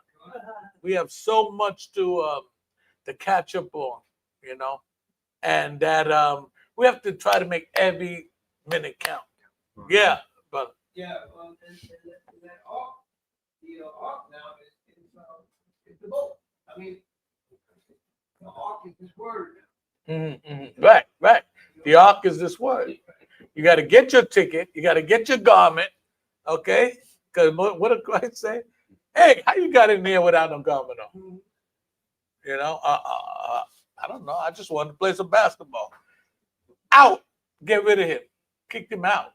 Y'all tell that I don't know you. Yeah, I don't know you. You know, you're not going to get in. Remember, heaven is a gated community. Okay, if you're not on that gate, you're not on that gate sign, you can forget it. You're not getting in. Okay, it's as simple as that. So that's what we're waiting on. Okay, this vengeance of the Lord to happen and get rid of our arch enemy, the so-called white man. All right. And this ain't hate speech. We don't hate the white man. We understand the white man. We understand that you were brought here to be our enemy. You were made to be our enemy. We understand what your mission is, okay? To punish us for the wrongs that we've done to the Most High. So we understand you. We're not saying we hate you. We are saying we understand you, though. Yeah. You know, brother, I'm very proud of you that you put that way, because it became a little confusing to me. When a lot of brothers say, well, the Most High hate him, so we gotta hate him. But then I have looked at that. The Most High has the luxury of hating, but it's not a luxury for us. He created him, so he can hate him. So Right. So I'm glad you added. All praises. All praises. The understanding, the word understanding was the right word to put in there. Right. The what? Yeah, all praises. See, the Most High created him, so he can't hate him. Okay, we didn't create Esau. Okay, we endured him. Okay, unfortunately, so we can understand him why he do what he do. Okay, because if the Most High didn't allow it, he wouldn't be able to do it. Okay, so we understand him. We understand you, Esau. Okay, read on. Because it will surely come, and it will tarry. Excuse me, and it will not tarry. It's not going to tarry, man. It's coming. Okay, it's coming. And we have to have that understanding and that hope. And knowing that now at the time, it's late in the day. It's very late in the day. Okay, and if our spirits ain't up to par yet, we're going to have to do some, like my sister said, scramble. We're going to have to do some scrambling because we have to make this trip. We have to make this trip, man. Okay? We have to make this trip. We've been here too long, okay? And we know too much not to make it. So we have to find a way to get within ourselves and bring this thing out once and for all, okay? Because time is of the essence. Read on. Verse 4, Habakkuk 2, verse 4. Behold, his soul which is lifted up is not upright in him. Yeah, see, Esau's his soul, okay, his spirit is not right in him, man. Look at Donald Trump. You can listen to him talk and know he ain't there. He's not there, man. You know, when I saw Biden fall up the stairs, I'm like, how do you fall up the stairs? I can see you fall down the stairs. He fell up the stairs and couldn't get up and could not get up. He kept on stumbling and falling down again. So, yeah, read on. But the just shall live by his faith. But the just shall live by his faith, okay? So, yeah, his soul is lifted up, is not right in him. But the just shall live by his faith. And that faith is what to us? Believe. I'm going to keep on throwing it out there till y'all get it. Believe. That faith is what to us? Our faith is what to us? According to the Most High. Salvation. Salvation. We read it. We read it earlier. He believed in the Lord, and the Lord is called him righteousness. Righteousness. Our faith is our righteousness. When you talk about being righteous, it's your faith. The Most High counted it as righteousness, okay? So our faith, okay, our belief is our righteousness, okay? Remember that, okay? It's very important, okay? But the just shall live by faith, okay? And that's how we live it, because we're waiting for this thing to happen. And in the meantime, we're studying and we're praying and we're fasting and we're keeping the brother and sisterhood together and we're building. We're building. That's most important. We're building. All right. Go ahead. Number 5. Verse 5. Yea, also, because he transgresseth by wine. He is a proud man, neither keep it at home, who enlargeth his desire as hell. He don't stay home. He's from the Caucasus Mountains. What's he doing all the way over here? You know, he's over here. He's in Africa. You know, he's in Puerto Rico. He's in Mexico. He's in Canada. He's all over the damn place. Okay? He don't keep at home. Okay? Because his spirit is not right in him. Okay? He enlarges his habitat. He enlarges his desire as hell. He wants everybody to be corrupt. Okay? He goes in these countries and he tells the women in Arabia, y'all ain't got to cover your face. You ain't got to wear no dress. You can wear pants. You know, hot pants at that. And they get in trouble because they come back from America and say, well, you know, America does it, you know, but then people don't want to hear that. You know, we're another country, you know. So he expands his desire as hell. Read on. And it is as death, and cannot be satisfied, but gathereth unto him all nations, and heapeth unto him And all people. and it says, and is as death. Okay, so following Esau is only going to lead to your death. Okay, because what he promotes is contrary to the Bible. Everything he promotes. Okay, so it's sin, yes, and once sin gets its full, it eventually leads to death. Okay, so and cannot be satisfied. Esau can't be satisfied. He can't be satisfied, man. He'll take like an apple from the tree, okay, and now he's got to make apple juice, or he got to make apple butter, or he got to make apple whatever, apple spread, whatever. He's not satisfied with a thing in its natural state. He's always got to do something there, do something else to it, okay? And now he's gotten all these preserves on it and in it that are killing us also. We can't even get a decent fruit without pesticides, insecticides, and any other kind of sides. Damn shame. So he's not satisfied. Okay, go ahead, read. Verse 6, it says, shall not all these take up a parable against him? Excuse me. Cannot be satisfied, but gathereth unto him all nations, and heap it unto him all people. Okay, so he gathers all nations. Look at America. Nothing but different nations. They call it a melting pot. Okay, but the Most High said he gathered all nations under him. Okay, if you're going to be an American, you got to do this, you got to do that, And heap it unto himself all people. Okay. Yeah, if there's a God, he looks like me. Christ looks like me. See, that's his picture there. See, Mary, she looks like that. She looks like me too. Okay, she don't look like none of y'all. Okay, she look like me. So this is what he promotes. When he gathers everybody. Excuse me. You gotta go. He gotta go, man. He's the corrupt man. Read 6. Verse 6. Our back of 2, verse 6.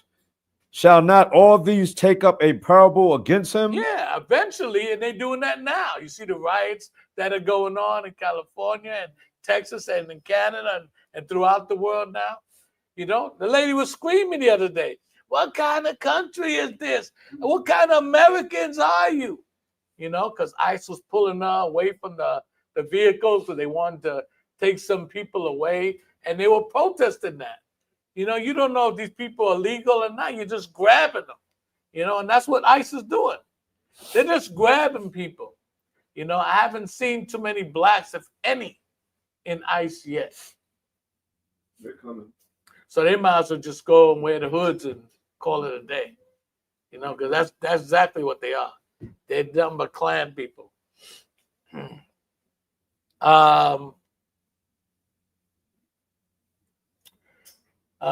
Read on.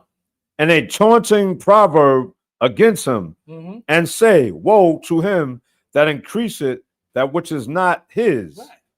How long? Okay, so America is not his. Okay, he stole this from the North American Indian, our brother Gad. Okay, we're not his. He stole us too. Okay, most of the lands that he's on, if it's not the Caucasus Mountains of Georgia, Russia, he stole it. It's not his.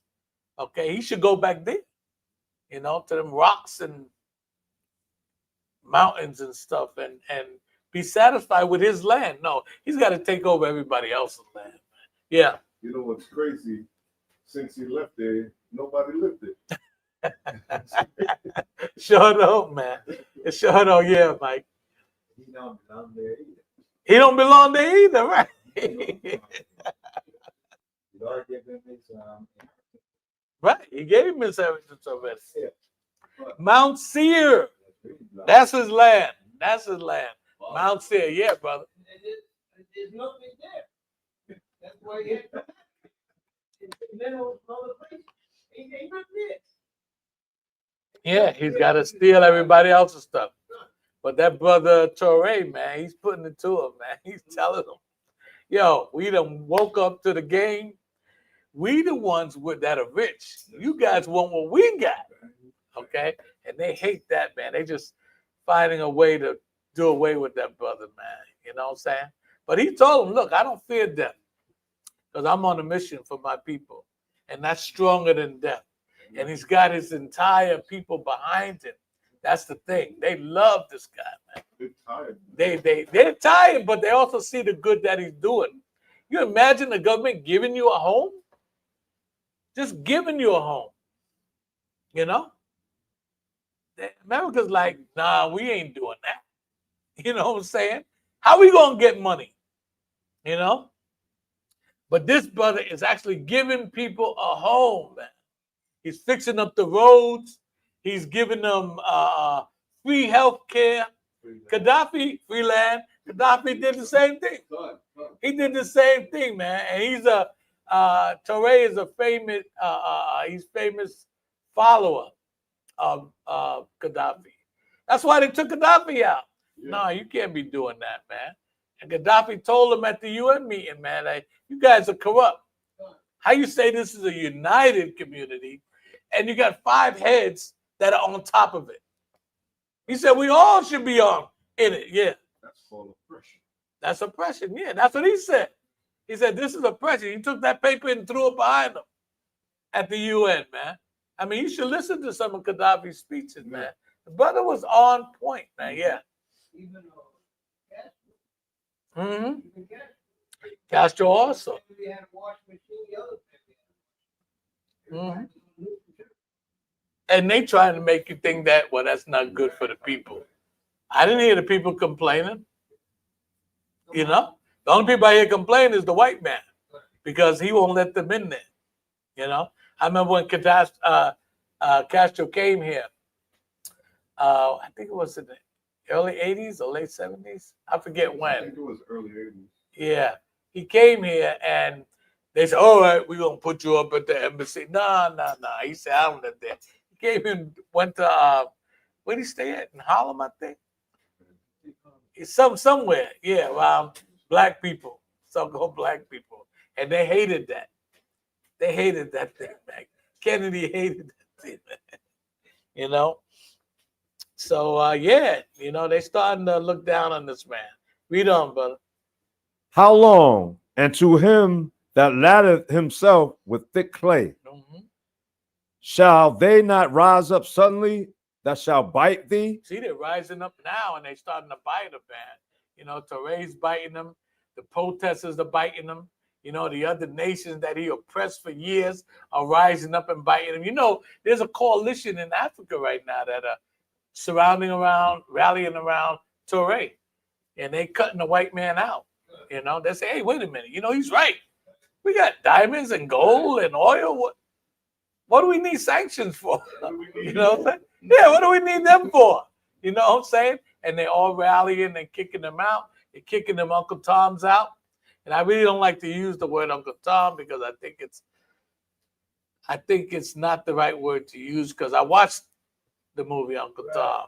And even though that he gave himself to the white people, he also was looking out for his people. You know, when they were being sold, he told them, no, sell me instead. You know, that's not a traitor to your people. Okay, but yeah, he went, you know, a little on the white side, but in his heart, he was for his people. So I really don't like to use that term a lot. Me personally. Go ahead. Fidel Castro, he came here in 1960. Okay, 60. Okay. Right.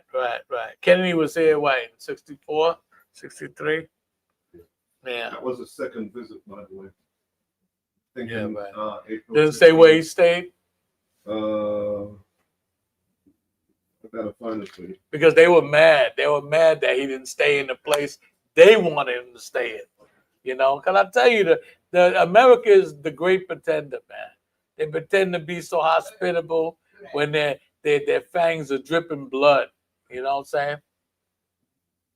He came with fatigue. Ready for war. He said, if anything happened to me over here, Look out. Yeah, Mike. Even when the two leaders came, the company of Africa, you see all the dead there. Mhm. Hotel Teresa in Harlem. Oh, the Teresa? Yeah, that's the 125th, Yeah. 124th. Right in the heart of Harlem. And while he was there, Woo. he met with journalists and he met with Malcolm X. You see? You see? Yeah, yeah. And they hated that thing. Because they know for sure what he's gonna go by with our game plan. And he showed them, man. He wasn't having it, man. You know what I'm saying? I thought that was a great thing for him to do, too. Go ahead, brother. We don't. And await that shall vex thee, and thou shalt be for booties unto them. Right, we're gonna start spoiling them. We're gonna start stealing from, robbing from them, you know, and taking advantage of their stupidity and their ignorance and their blindness that they're getting ready to go into. Now, remember, when you see all these things happening, understand that that's what happened to us. Most High brought us down slowly but surely. Okay, our wisdom have left us. The wise men died off. The warriors died off. You know, and every generation we got less and less and less intelligent until we wound up as slaves. Yeah. We're not going to steal or rob from them. We're going to do it Most High said. We're going to borrow from them. Yeah, we're gonna borrow, all right. Yeah, we're gonna borrow. Yeah, it'll be like, can I borrow this? And never give And then look at him. I dare you to say something. We don't, brother. Verse 8. Because thou hast spoiled many nations. Yes, they have. They have spoiled many nations, man. You know, Africans realize that. Man, why are we poor and they're rich? And they don't even live here. You know what I'm saying? Most High woke them up, man. That's the Most High doing that. That's right. Go ahead. All the remnant of the people shall spoil thee because of men's blood, and for the violence of the land, of the city, and of all that dwell therein. Right, because they cause violence, they cause havoc, they turn brother against brother, sister against sister, family against families, nations against nations. They do all this, man. I mean, this movie, Shaka Zulu, they wanted to go in and they wanted to take over the land in the movie. And Shaka was too wise. They couldn't get around him like that, you know. They couldn't try their usual tactics and sneak in the land and take stuff out. So they said, look, if we can't get them this way, we'll get them the other way, the old-fashioned way. And that's to bombard them with a whole lot of mumble jumble. And that's what they did. That's how they got in. You know, they did that job talk, you know, where he couldn't really understand what was going on because he wanted to maintain some kind of intelligence. But the way they came at him made him look really, you know, like he didn't know what was going on. And they complicated, you know, they confused him, you know, and that's how they were able to get into the country, you know.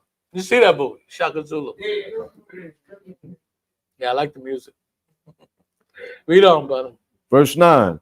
Woe to him that coveted, woe to him that coveted and evil covetousness to his house. Right, because he wants what everybody else has. Okay? He wants to covet everything everybody else has. Covetousness. Yeah, oh, he got that. I want that. Okay? I'm going to take that. Okay? That's how he think. You know, he goes in there and spy the land. I see him in my neighborhood. I'm going to come waltzing in there. What are they doing there?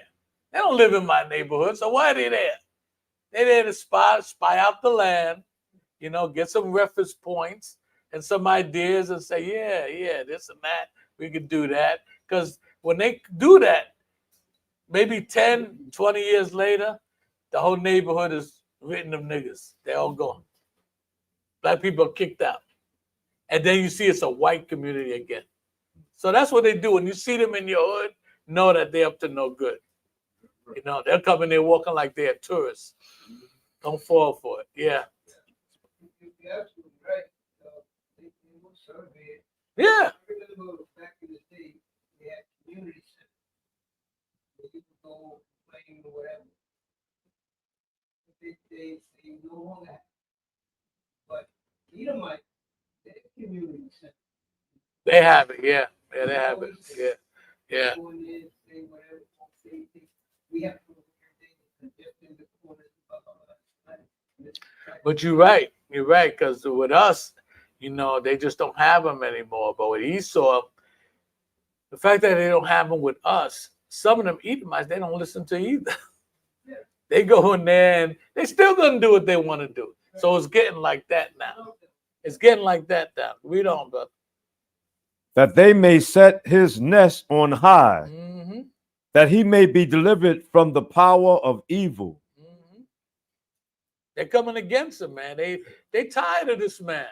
Okay? Everybody is tired of this man. And they're seeing him now for what he really is. Read on, brother. Verse 10, thou hast consulted shame to thy house by cutting off many people. Right. Okay. So he cut off Putin. He cut off the Koreans and whatnot, you know, and they're going against him. The European Union, they going against him. America is like singling itself out of everything. And anybody's looking at him like, oh, okay, you want to be by yourself? All right, brother. You on. Okay. That means you're going to have to suffer the consequences. Okay. So everybody's looking at America like, what in the world are they doing, man? Do you realize what they're doing? Because this is traditional for them to act the way they acting. Okay. Especially with Trump in there, man. Everybody think he's this great businessman. I used to think that until I got into him a little deeper and found out he's not a businessman. He's not a businessman at all. You know, he didn't make his money, you know, off of real estate like he claimed. That was inheritance. And he blew it. He blew a lot of it, you know, to the fact that he must have went for bankruptcy. I don't know. Yeah. Come on, man. You know, and this is the guy they got in the office now. Read on. And has sinned against our soul. And have sinned against his soul. Does he care? No, he don't care. Go ahead.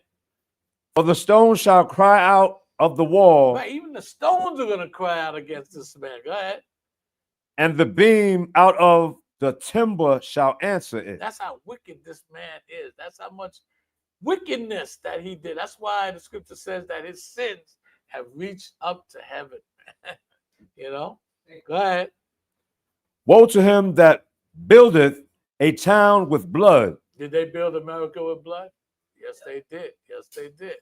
Most I say death. That woe was death. Go ahead. And establishes a city by iniquity. And was it sinful what he did? Yes, it was, man. The Most I said punish us. He didn't say take their language away, take their nationality away, you know, take the fact that I'm their power away. He didn't tell them to do all that. This man went above and beyond. Okay. Oh, I'm gonna paint the Most High white now. He went above and beyond, man. Most High didn't tell him to do all that. Every other captivity, we knew who we were. Okay. They didn't take our language away. Okay. Even most of them let us continue our traditions. Okay. But the white man, he took everything, man. He even made a law. Y'all better not read either. Okay. Better not catch you reading. Nothing. Okay. They were killing own people if they were caught. Exactly. You're right. You're right. Yeah, sure would. He went above and beyond, man. That's why he's got to pay, man. Got to pay. Go ahead. Got a precept for you. Read. The book of Isaiah, chapter 14, verse 8. Yea, the fir trees rejoice at thee, and the cedars of Lebanon, saying, since thou art laid down, no fellow is come up against us. See that, man? See, even the trees are speaking out against this man. The stone is going to speak out against him. You know, this world entirely cannot stand this beast. Howard, I got one more. Mm-hmm. Right on what you were saying. Zechariah chapter 1, verse 15. I am very sore displeased with the heathen that are at Eve, for I was but a little displeased, and they forwarded the affliction. You see that? See, they forwarded the affliction, man. They went above and beyond what they were supposed to do. Like I said, man, we was in the Egyptian captivity, the Babylonian, the Syrians, and none of them thought to paint the Most High white or to take our culture away. Okay? But the white man, here he come. He got to make laws prevent us from reading. If you do catch us, you pluck out an eye or whatever. Just some wickedness, man. Just some wickedness, man. That's why he's got to pay. Okay? And you don't hate him? No, we don't hate you. We understand you. We understand why you do what you do. But revenge is coming. Yeah. And it's one for all those who want to be like. Yeah. Read on. Verse 13, behold, it is not of the Lord Most High of hosts that the people shall labor in the very fire, Mm-hmm. and the people shall weary themselves for very vanity. Right? Because we're working day after day for nothing, and they're working us like slaves there. You know what I'm saying? You come in here, they got this thing now where, oh, we're not paying you for lunch, so you got to work extra hour. How wicked is that, man? How wicked is that? Before you used to, in your 8 hours, you had your lunch. Okay? And you did your 8 hours. That was it. Now they're saying you got to work 9 hours. 9 hours. Because you took lunch. I mean, that's these people, man. Yes. Yes. Yes, it is. Yes, it is. They're forcing you to stay that extra hour. And you were talking about, the reading, they would pluck out your eyes. Mm-hmm. Well, because we couldn't read it, Mm-hmm. because it would tell us the truth. Exactly. No matter how they try to redact it, Mm-hmm. the Most High truth still comes through. Mm-hmm. The way that they, kept us enslaved and intimidated us is because we couldn't read what it said. And they would pluck out parts that had to do with slavery and how it's good for us and stuff. That's why they had to create their own Bible. Mm-hmm. There is actually a slavery Bible. There is? Yeah, you can go to a lot of the museums Mm-hmm. that teach you about enslavement. I know they have one in I think they have one in Mississippi, Mm-hmm. and you can see an actual slave Bible. Yes, it is. Okay. All right. Slave obey your master. Maybe I hear at the library, I hear that. and maybe at the Schomburg they might have a slave Yeah. Bible. Yeah. I wouldn't doubt it. I wouldn't doubt it. Yeah. One of the best verses probably in there is slave obey your master, for this is Yes. Yeah. Oh, they love that. They love that thing, man. Yeah. Especially when it came to the women. Obey your master. Read on. Verse 14, for the earth shall be filled with the knowledge of the glory of the Most High as waters cover the sea. You see, so the knowledge of the Most High, even in slavery, was coming out. Because you have brothers like Nat Turner, we ain't going for this, you know what I'm saying? And other brothers that knew how to read and whatnot, and they were revolutionaries, and the Most High spirit was, was coming. It was coming out, okay? And it was good to see that brothers back then. I love to watch the slave movies. I don't have no emotional problem with it. You know what I'm saying? I understand it, what happened, but it keeps me grounded. You know what I'm saying? So I ain't looking to see when the playoffs are coming. I watch the movies and understand, oh, that's my enemy. Okay. Well, you see a lot of these brothers, sisters watching the sports and whatnot. This sister called Shahrazad Ali, I mentioned her last night. She said, and this is true, you should have seen the brothers when she said it, because she was on Donahue, and she said, take away sports from the black man, and he ain't got no conversation. When she said that, the brothers were going to say, and they stopped short because they thought about it, and they knew they had no rap after that. What else we going to talk about? There's nothing else to talk about. And it was so sad to see, but it was a fact, man. And she was dead on it. She was dead on it, man. And a lot of women hate that sister. And I'm trying to say, why do you all hate? Why? What is she saying? She's a sister like y'all. And she's just stating her position. Okay, she's number two, he's number one. You know what I'm saying? And this is the frame of mind that we have to be in as a nation. It's part of building the nation. Okay, if she can do it, what is yours problem? You know, women are just wicked, man. You know, not all women, but most women are just wicked. Submission, right? I have no problem with what she said. I think a lot of women have a problem with the way she said it, because she said she promotes violence. She'll tell her, You know she don't, right? No, she doesn't. I know Right. she don't, but Okay. that's what they think. Because she said, slap her in the mouth. Slap her in the She mouth. always Slap her in the slap mouth. in the mouth. Right. But I she don't have a problem but with she explained that if you're hysterical, they say slap you in the mouth, don't they? it. She's like that You know, if you're hysterical and you can't come to grip, pow, you know, and you wake up. That's what she's talking about. You know, because most of our women are they're emotional, first of all, and they're hysterical.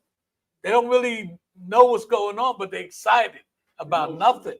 You know, emotional, right? And then when it comes to her, and she says what she says, it sails right over their head because all they hear about the crack in the mouth, slap in the mouth. That's not promoting violence. I can see it. And look, she said to do that. She's a woman. So why would she promote violence if she's a woman? She's just gonna say, you know, just beat up on me. Come on, that's not even intelligent. You know, yeah. But if you get down to it, if a woman is unruly in conversation, she's being violent. Because now, what am I supposed to do? You understand? Mhm. I'm not saying, like you said, I'm not promoting abuse of any kind. But if a woman is appearing to act like this particular subject, that's a man on man. That's the male spirit Exactly. go up against a man. Exactly. No matter how you place it. And that's what she's promoting, that the women get in your position, you know? In other words, get in your place. Man, that's his place, women get in your place, you know? Because she said that the man is here and he's going through all this, just like the woman is, but the man is the head. He's got other things to think about other than your emotional outbursts. And it's these emotional outbursts that keep the man from really focusing on what he's supposed to be thinking about, this word. And that's why he's all wound up, because now he can't get in the position he would like to be in. You know, he goes to work, he's still under the white man. Right. Okay. When he was in slavery, he was under the white man. The white man came and did whatever he wanted to his people, and he couldn't defend. He couldn't defend. Okay. Now he still can't defend. He can't make enough money and whatnot to take care of his family. So by the woman always, I'm gonna say yakking, but the stuff that she comes up with and distracts him from focusing on what he really should be focusing on, holds the entire family back. Okay. And Case in point, if you have a woman and if it's like that, like you said, screaming, you can't protect her because you'll never know when she's gonna pop out. If she don't know her position, if you get going back and forth trying to defend her honor, but if she's not quiet, now you distracted away from that, and then the both of y'all could die.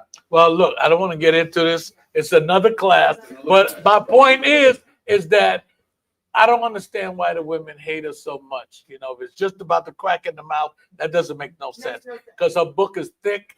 She has a whole lot of other points in there. Okay, so I think it's a little more something else. But anyway, brother, bring us back. Yep. Submission. That's what it is. Submission. Yeah. Yes. Go ahead, brother. Habakkuk 2, verse 15.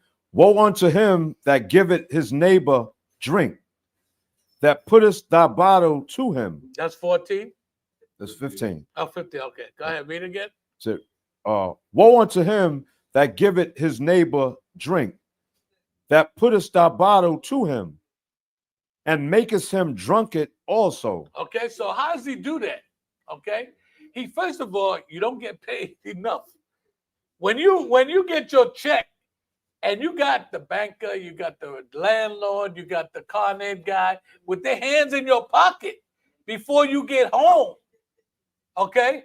And when you get home, all you got is enough to buy a bottle of wine, just to calm your mind down, give you some peace. That's how he gets us drunk. He puts us in that kind of situation where, look, even I said it. Sometimes later for the landlord, he ain't getting paid this week. I'll give me a bottle or something. And you get your sanity back. You know what I'm saying? So this is how he does that. It's not like he's got us tied down and does, but he does it systematically. Yeah. Yeah, you're absolutely right. It takes me back into almost not the beginning, but somewhere in your teaching thing when you mentioned power. You always gotta not let substance most high get in our way. Right. Whatever the distraction is, we can't give that distraction power over the most high. Right. What happens, that becomes your main power. Oh, I got a problem? Oh, give me some drugs. I got a problem? Yes. Give me a drink. Right. But wait to the next verse. Let's see what. Yeah, go ahead. Yeah, Tyler Perry made this movie that's on Netflix.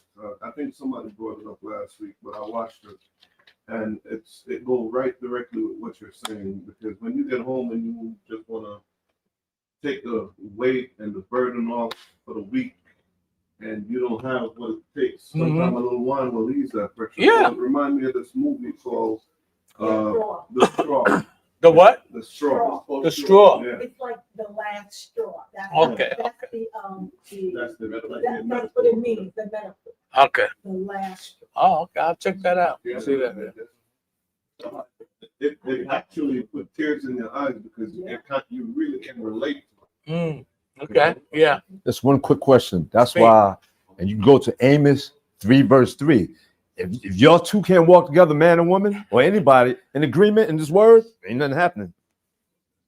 Oh, we gotta be a little careful. You know what I'm saying? Because there's rules to this. Yeah. So, there's another movie.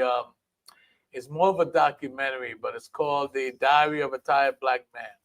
I know you've seen Diary of a Tired Black Woman by what's her name? Tyler Perry. But there's a line director that directed this movie called Diary of a Tired Black Man. Okay, and it's a good movie. If you get a chance, check it out. Okay, go ahead, read. Where is it? Yeah, it's on. No, I know it's not on Netflix. You're not gonna see that on Netflix. It's in. You got to buy it. You got to buy it. No, it ain't no freebie. You got to buy that. No, it's not on cable. You got to buy it. You're gonna have to buy it. Okay. He was out in the street years ago. He was out in the street selling these things because he's an upcoming director and he want to get his stuff out there. You know what we got to do. Esau ain't gonna put it out there, but it's a good movie. It's definitely a good movie. I bought it from him. Yeah, go ahead. That thou mayest look on their nakedness.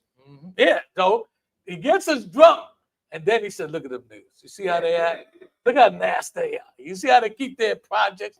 How they piss and crap in the elevators? They just nasty. It's systematic, man. It's systematic. That's what he does to us. Okay, he gets us drunk, then talks about you. Okay, read on. Thou art filled with shame for glory. Yeah, the Most High. America is filled with shame for glory. Okay, they think this is glory, but people are looking at them like these guys got to go, man. We had just about enough of these guys. Go ahead. Drink thou also, and let thy foreskin be uncovered. Okay, so let the foreskin uncover. You see your true self.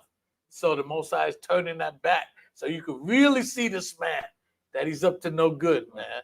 Go ahead. The cup of the Lord Most High's right hand shall be turned unto thee. Go ahead. And shameful strewing shall be on thy glory. Okay, so everything that he claims he's so proud of, everybody's gonna start looking down on it, and finding out that what is this guy good for? What is America good for? Do we actually need them in this world? Read on. For the violence of Lebanon shall cover thee, and the spoil of beasts, which made them afraid, because of men's blood, and for the violence of the land, of the city, and of all that dwell therein. Yeah, because they made the animals extinct now. You know, they don't hunt for food, they hunt for game. Oh, I want that on my wall, you know. Or I want that as a rug in my house. Or I want that stuffed over there in the corner, you know. Yeah, it's a trophy, you know. They're just some wicked ass people, man. I don't know any other way to put it. Go ahead. Yeah, and keeping in line with that scripture you just read about the animals. Yeah. The second goring that a bison did this past week. A what? A bison. Yeah.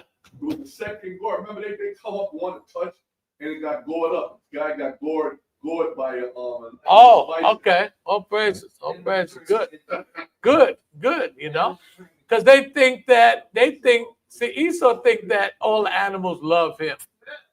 For some reason, he think all the animals love him. You know, and he gonna find out the hard way, because when that day comes, the Most High gonna turn those animals on him, man. You know, he gonna leash them on him, man. You know, yeah. I'm sitting down, real short. I'm sitting down, getting my son. I'm eating some chicken. Okay. And the dad goes eating like, you know, the chicken come home, where you let the dog. So me and my son eating. She just let the chain go. Yeah. Ain't that something? I'm eating. Ain't that something? That's really something, right? So disrespectful, man. Yeah. I said, I don't give a damn. He nothing. Right. Dog. Right. Exactly. I'm not a dog lover. Exactly. You're right, brother. It's a damn shame. They're disrespectful. They just think that everything they do is correct. Read on. Verse 18. What profited the graven image that the maker thereof have graven it? Right. What profit are these symbols, these paganistic statues they got all over the city? Yeah. What is the profit in them? Because we're finding out that they ain't crap. They never were. That's why they're pulling them down. Okay. Read on. The molten image and a teacher of lies. Yeah, they're all deceptive, man. They're all standing up there. You know what? The biggest secret about those statues that are all over, those monuments that are all over the world and New York, women promoted that. It was the white woman that promoted that, man. It wasn't the white man. It was the white woman. All those Confederate statues, it was the white woman behind that, man. So don't underestimate that white woman, man, because she's just as devilish and demon like the so-called white man. Okay, she can come up with all. Because look at in slavery, most brothers got lynched because of them. Yeah. You know, you saw Rosewood, right? Yeah. Yeah. You see what she did, right? That's the first thing they come out with. It was that nigga. I remember that scene. You know, so they just as devilish as the white man, man. That's why we ain't gonna have no mercy. Most I said we ain't showing them no mercy. Okay? Because they ain't showed us none. Read on, brother. That the maker of his work trusted therein to make dumb idols. That the maker make dumb idols, man. How stupid is that? To take a wood, I'm gonna carve it up, I'm gonna make a statue, and I'm gonna pave it with gold, and hey, it's gonna bring me luck. Well, if it was so lucky, it should have paid itself. Should have made itself. You know what I'm saying? Oh, I don't like it. It's been there too long. Let me move it over here. It can't move itself. How stupid is that when you really think about it? You know what I'm saying? Read. Verse 19. Woe unto him that saith to the wood, awake. Awake, go ahead.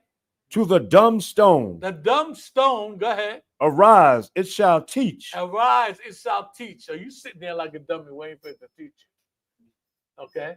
These people bring, our people, they got this Santeria stuff. They bring food and vegetables and water and think because the water evaporated that the statue drinking.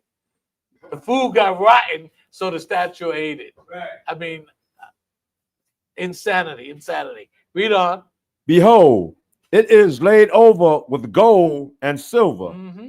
and there is no breath at all in the it. midst of it. Right. There's no breath. It's not alive. Go ahead. But the Lord Most High is in his holy temple. Up in heaven. Go ahead. Let all the earth keep silence before him. Right. Man, just shut your mouth, man. Just shut up. Okay. You ain't got nothing to say. Okay. You ain't got nothing to say. How's everybody doing? You all right? Come. Keep on. We can go. Okay. All praises. All praises. All praises. Go to Zephaniah 2:1.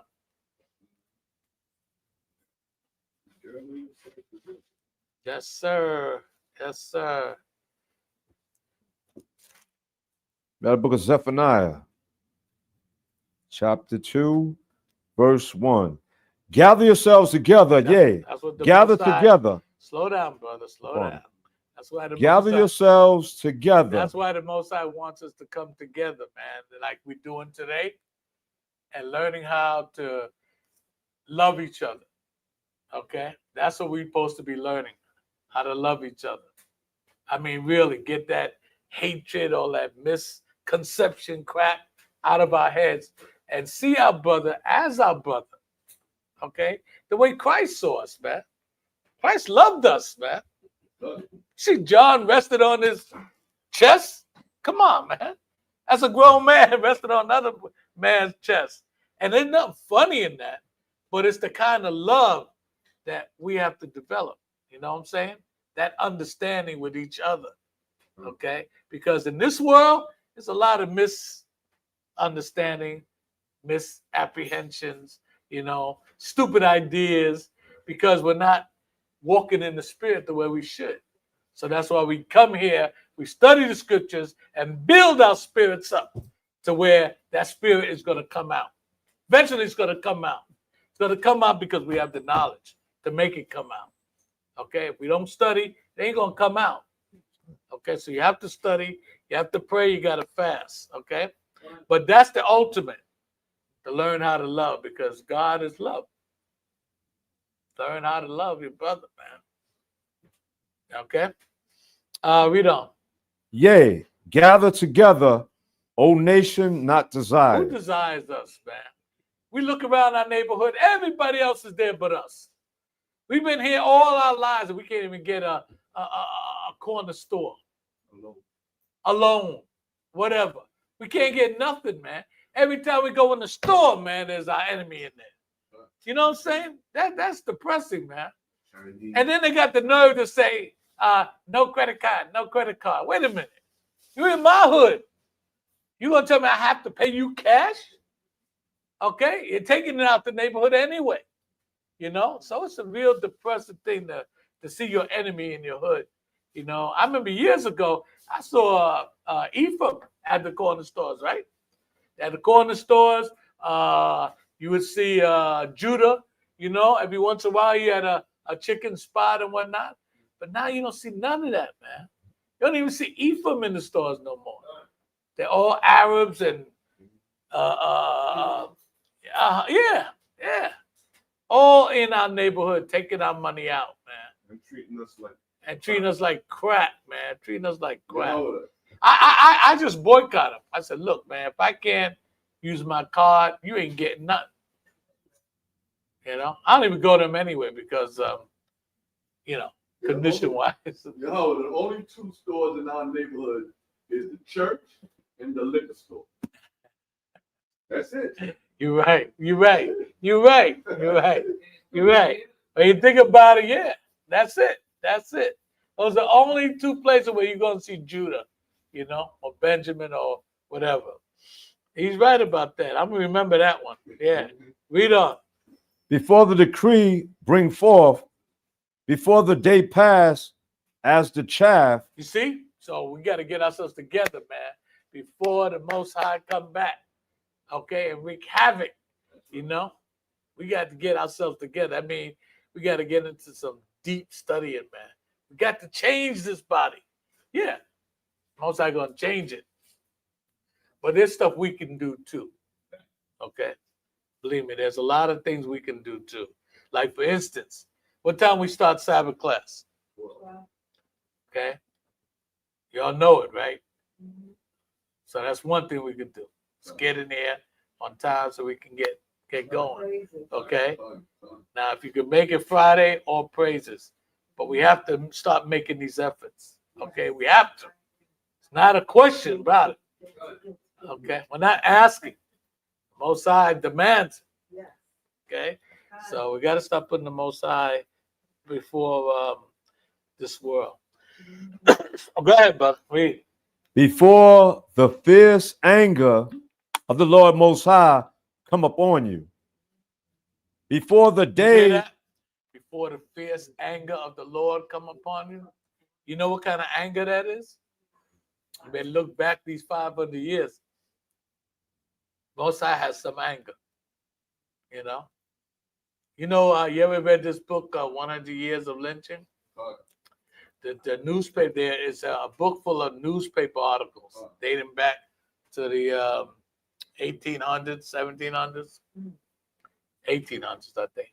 And story after story about brothers getting lynched, brothers getting skin peeled off them, brothers getting burned, for all kind of nonsense, all kind of nonsense. So Mosai has an anger, and a fierce one. Go ahead. before the day of the Lord Most High's anger come upon you, Right. seek ye the Lord Most High, all ye meek of the earth. Okay, put that down and go to Revelations 4:24. Okay, we're in the final stretch. Hang in there, but Read out the book of Revelation, chapter 4. 18 and 4. Or 18. 18 and 4. Read the book of Revelation, chapter 18, verse 4. And I heard another voice from heaven saying, come out of her, my people. Right? So the Most High is saying, come out of Americanism. Come out of Americanism, man. Stop putting this world before the Most High, man. You have to go into yourself and find out, man, what are these obstacles that we keep on putting in front of ourselves, It's like when you want to diet. You don't want to eat these food, but your flesh craves them. Your flesh craves them, man. And you say, no. But the flesh said, oh, yes, you are. You get that whiff, you get that aroma. You don't feel like cooking. And bam, there you go. Okay? But you have to learn, if you want to progress, you have to learn to be stronger than that. You got to put that to the side, man. Let that spirit rule. See, we let the flesh rule too much. You got to learn to let the spirit rule. Okay? That first instinct, okay, that you say, I should have. That's the one we need to follow. Read on. And that ye that ye be not partakers of her sins. Right, because if you don't come in this truth and get your act together, you're going to be partakers of Esau's sins, America's sins. You're definitely going to be a part of it. Go ahead. And that ye receive not of her plagues. Right, there's going to be plagues and everything, man. That's not going to be a pretty sight. Go ahead. For her sins have reached unto heaven. Yeah, they reached up to heaven, man. And they're so wicked. Go ahead. And the Most High hath remembered her iniquities. Okay, all her sins. Read on. Reward her even as she rewarded you. That's right. Reward her as she has rewarded. How does she reward us? Slavery. That's right. Okay. They got us these low-paying jobs. Okay. At one time, they told the woman, you can't have that man in your house. You want money from me, he got to go. Right. I don't care where he go. He can't be here. Okay. Splitting up families like that, taking the kids and putting them in foster homes where they get raped and who knows what else. Okay. Yeah, all kind of nonsense, So they got a lot to pay for. Read on. And double unto her. Double. Yes. Go ahead. Double unto her, double according to her works. And she's done a lot of wicked works, man. A lot of wicked works, man. She is in trouble. America is in trouble. Go ahead. in the cup which she shall fill She had to filled. her double. Right. Give it to her double, man. Because she did all that. America did all that. You know, they went above and beyond. All right. Read on. How much she hath glorified herself. How much torment and sorrow gave her. Read that again. How much she hath glorified herself Okay. and lived deliciously. She didn't. Don't Americans live deliciously? I mean, I look at these houses, man. Some of these are flawless, man. Really nice places. You know, Clint Eastwood got like, man, he's got like, I think he's got 5 homes, man. And they're all pristine, man. I mean, all of them. You know, and he's just like jumping from one house to the next, man. They live deliciously, man. We can't even have one. We can't even have one, man. You know, one little crummy house. And he's got these mansions all over the place, man. Yeah, they living deliciously, man. You know what I'm saying? They ride in these limos, you know. They have these catering halls with all the best china and all the best food. You know, some of them even own islands for themselves. You know, very deliciously. Go ahead. So much torment and sorrow give her. Right, so much torment and sorrow give her. Go ahead. For she saith in her heart, I sit a queen. There it is. There it is, right? There it is. Okay. America considered himself a queen. Okay. And the Bible calls her the whore that sits on many waters. So that's why they promote that. Okay. And then people, this lady on the radio came by and said, look, you know, I had this gay guy come and they gave him my job, you know, and I've been there for like 30-something years. And they just he don't have no skills, he don't have no credentials, he don't have the ability that I have for the past 30 years learning about this business. But they gave it to him. And they gave me a job lesser. You know, she's pissed off naturally and whatnot. But here it is. You know, they promote that kind of lifestyle. Okay. Go ahead. And am no widow. And she is no widow. Okay. I mean, she ain't got a man. Go ahead. And shall see no sorrow. And shall see no sorrow. Okay. Go ahead. Therefore shall her plagues come in one day. What must I say? One day. Therefore, for talking all that crap, one day, man. Go ahead. Death. Death. And mourning. And mourning. And famine. And famine. Okay. Gonna come to America, man.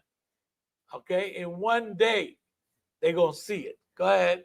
And she shall be utterly burnt with fire. This place is gonna burn, baby, burn. It's gonna burn, baby, burn. Not to mention all the gas lines they got running through the streets of America and cities, you know, and the oil and gas that's out there in the ocean. When them nuclear bombs hit, man, this place is gonna go up like a torch, man. You're gonna really see hell, then, man. Yeah. And a lot of the school shootings that's been going on for years is her losing her children. She said she's not a widow, but a lot of them people are widows behind Columbine going way back. Every year, almost 200 people, right. Students, and they're always Esau. Right. Basically, sometimes Jake get mixed in, but yeah, Esau. Basically Esau. Yeah, he do that kind of stuff. Fight. Go ahead. And everybody is, these other nations, the countries are learning of her horrible ways now, because in countries where this stuff has never happened before, there was a school shooting, I think in, I believe they said it was Australia or someplace, where there has never even been guns. Wow. Really? Yeah. Man, what city is that? What country is that? Really? They said people don't have guns. Wow. That's right. That's why they're trying to make that over here. But that ain't gonna happen. Go ahead. You know. For strong is the Lord Other One, Most High Power. Strong is the Most High Power, yes. Who judged her. And he's the one that's gonna judge America, man. That's why title of my class is Wait Ye Upon Him. He's the one that's going to get us out of here because he put us in here. Okay? Go ahead. And the kings of the earth who have committed fornication and lived deliciously All with these her. other countries live deliciously too, man. You know what I'm saying? Even Abraham Torre is seeing how deliciously these other countries live because they want these sanctions from America. You know, they all got Mercedes Benzes and limos and Rolls Royces. And he's saying, look, I don't need none of that. I'm just here for my people. Let me get my nation together, and that stuff will come later. And he's seeing that difference and whatnot, you know. So all these other nations that have been living deliciously with America, they're going to be taken down also. Go ahead. Shall bewail her and lament for her. Yeah, they go, oh, man, they go on meal ticket. Wow, man. We thought they would never go down. We thought she would never die out, man. We just assumed that she would be here forever. Go ahead. When they shall see the smoke of her burning. When they shall see the smoke of her burning, because this place is going to burn, baby, burn, man. It is going to burn. Go ahead. Standing afar off. For the fear of her torment. Right. Hey, I don't want to get caught up in that, man. Let me keep my distance. Go ahead. Saying, alas, alas, the great city Babylon, that mighty city, for in 1 hour is thy judgment come. 1 hour. Okay? 1 hour. They've been here for what, 500 years? 1 hour. Most are going to destroy all that, man. It's going to be a long hour. Man, I don't know the way time's moving. 1 hour, man. Everything they work for, live for, is going to be gone. It's going to be smoldering and smoke and fire and ashes, man. That's a beautiful thing, man. All praises to the Most High. Can I hit this, Isaiah? Yeah, go ahead, brother. Isaiah chapter 47, verse 1. Come down and sit in the dust, O virgin daughter of Babylon. Sit on the ground. Mm-hmm. There is no throne, O daughter of the Chaldeans. Yep. For thou shalt no more be called tender and delicate. Right. Exactly. That's what she thinks she is, because that's what she says. She's a lady, and she ain't gonna be no widow. Yeah, she ain't gonna be no widow. You know, ain't nothing gonna happen to her. Most High gonna touch her. He gonna just touch her. He gonna just touch her. Let me read 3. Yeah, go ahead. Go ahead, brother. Thy nakedness shall be uncovered. Mm-hmm. Yea, thy shame shall be seen. Mm-hmm. I will take vengeance, and I won't meet thee as a man. Look at that. Look at that. That's right. Yeah, he ain't coming down here like Yahushua came down. He's coming down with force and power, and using their own weapons against them. All them weapons they got. Putin's got this missile that keeps America in check. It's the missile that all the other new missiles are copying from. But Putin got it on lock. So United States know to keep their distance when it comes to that. You know what I'm saying? So, the Most High going to use their own weapons to set them up. They didn't understand that, we're going to run gas lines through the city, to make gas to every home. That was just an accident out there where they spilled all that oil. They didn't understand. The Most High was setting them up for this. Right. That's how this place is going to keep burning. Because all this stuff is going to ignite, man, when them bombs hit, man. You ain't going to be able to put this sucker out. This thing is going to burn for decades and decades, man. It's going to be a memorial. Yes. It'll be a memorial, man. The lake of fire. Right. There's so much stuff to ignite right now. It's crazy, man. Yeah. All that glass building, man. Wow, man. People going to get sliced and diced, man. Yeah, Mike. Hey, just to show you when I see the news when the house explode with the gas leak. When the what? When the house explode with the gas leak. Yeah. Everything flat. Mm-hmm. So you're going to start, I just saw these pipelines and everything. Right, exactly. That's one, yeah, that's just one. Mm-hmm.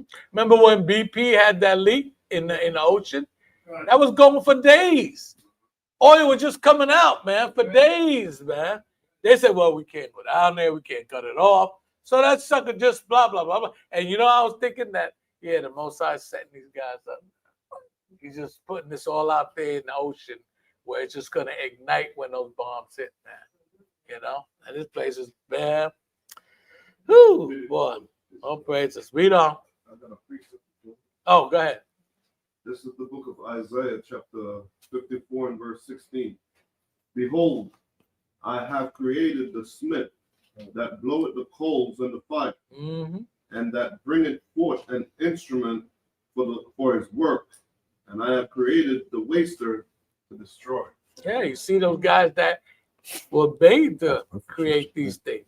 They thought it was for, well, we're going to dominate. No, you're going to get dominated.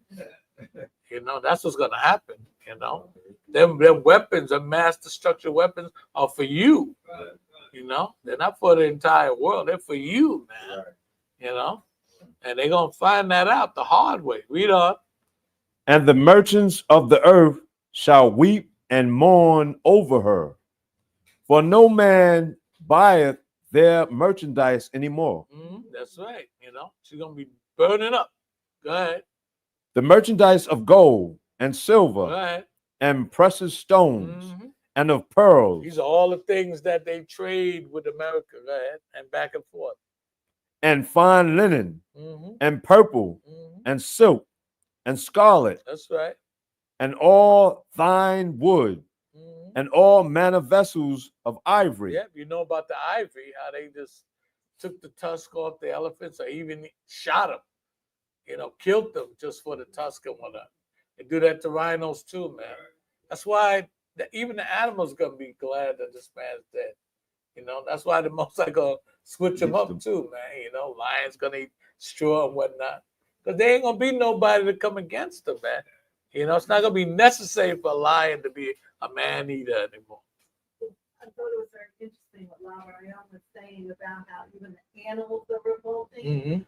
We had seen more whales attacking people than I have seen in ages. Whales? Whales. Really? Swallowing up boats. Wow. Yeah. Have you seen all these videos? Yeah, I'm about to check that out. Swallowing up boats.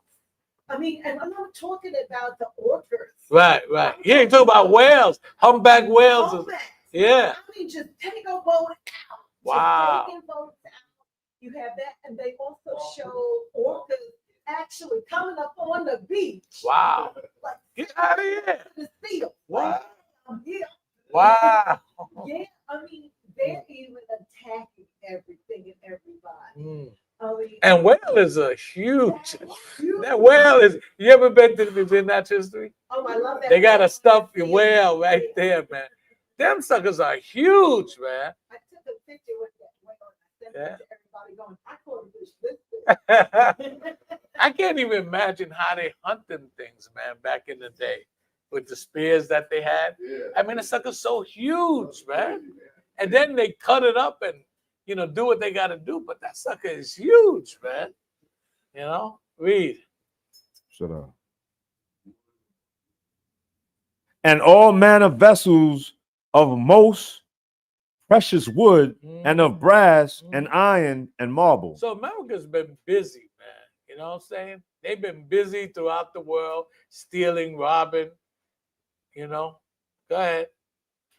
And cinnamon and odors and ointments and frankincense and wine and oil. See how busy they've been, man? They've been making money, man. One way or another. Go ahead.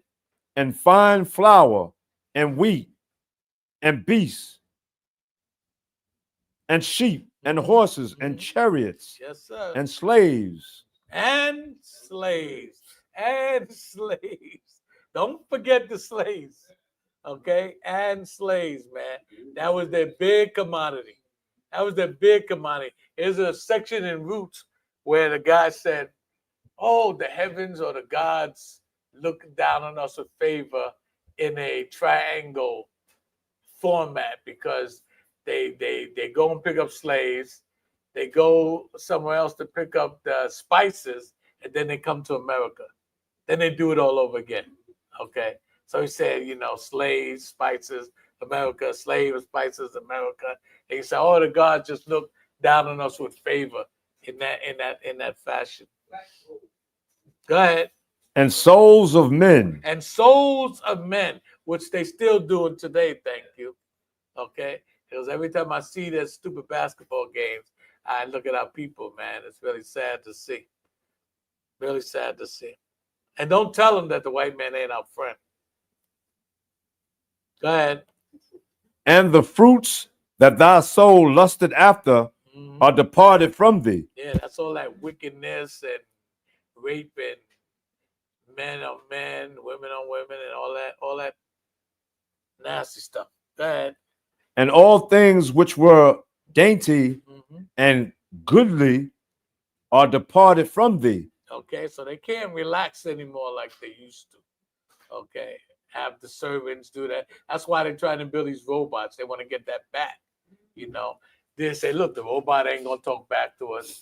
They ain't gonna not do what we tell them. You know what I'm saying? They said that's how we wanted the niggas. You know what I'm saying? But nah, they got hit and they talk back and they run away and they start trouble. Okay, so let's build a robot.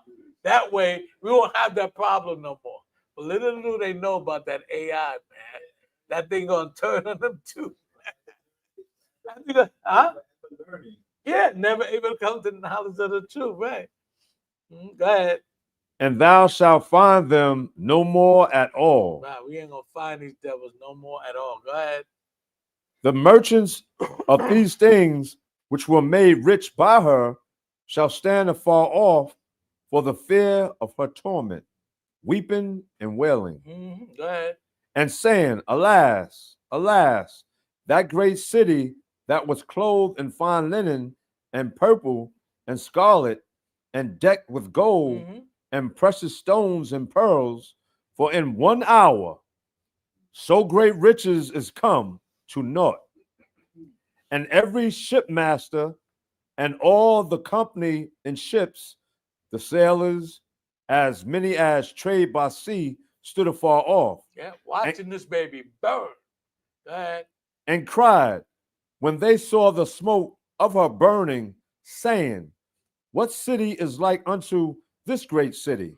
And they cast dust on their heads and cried, weeping and wailing, saying, alas, alas, that great city. Because they know time is up.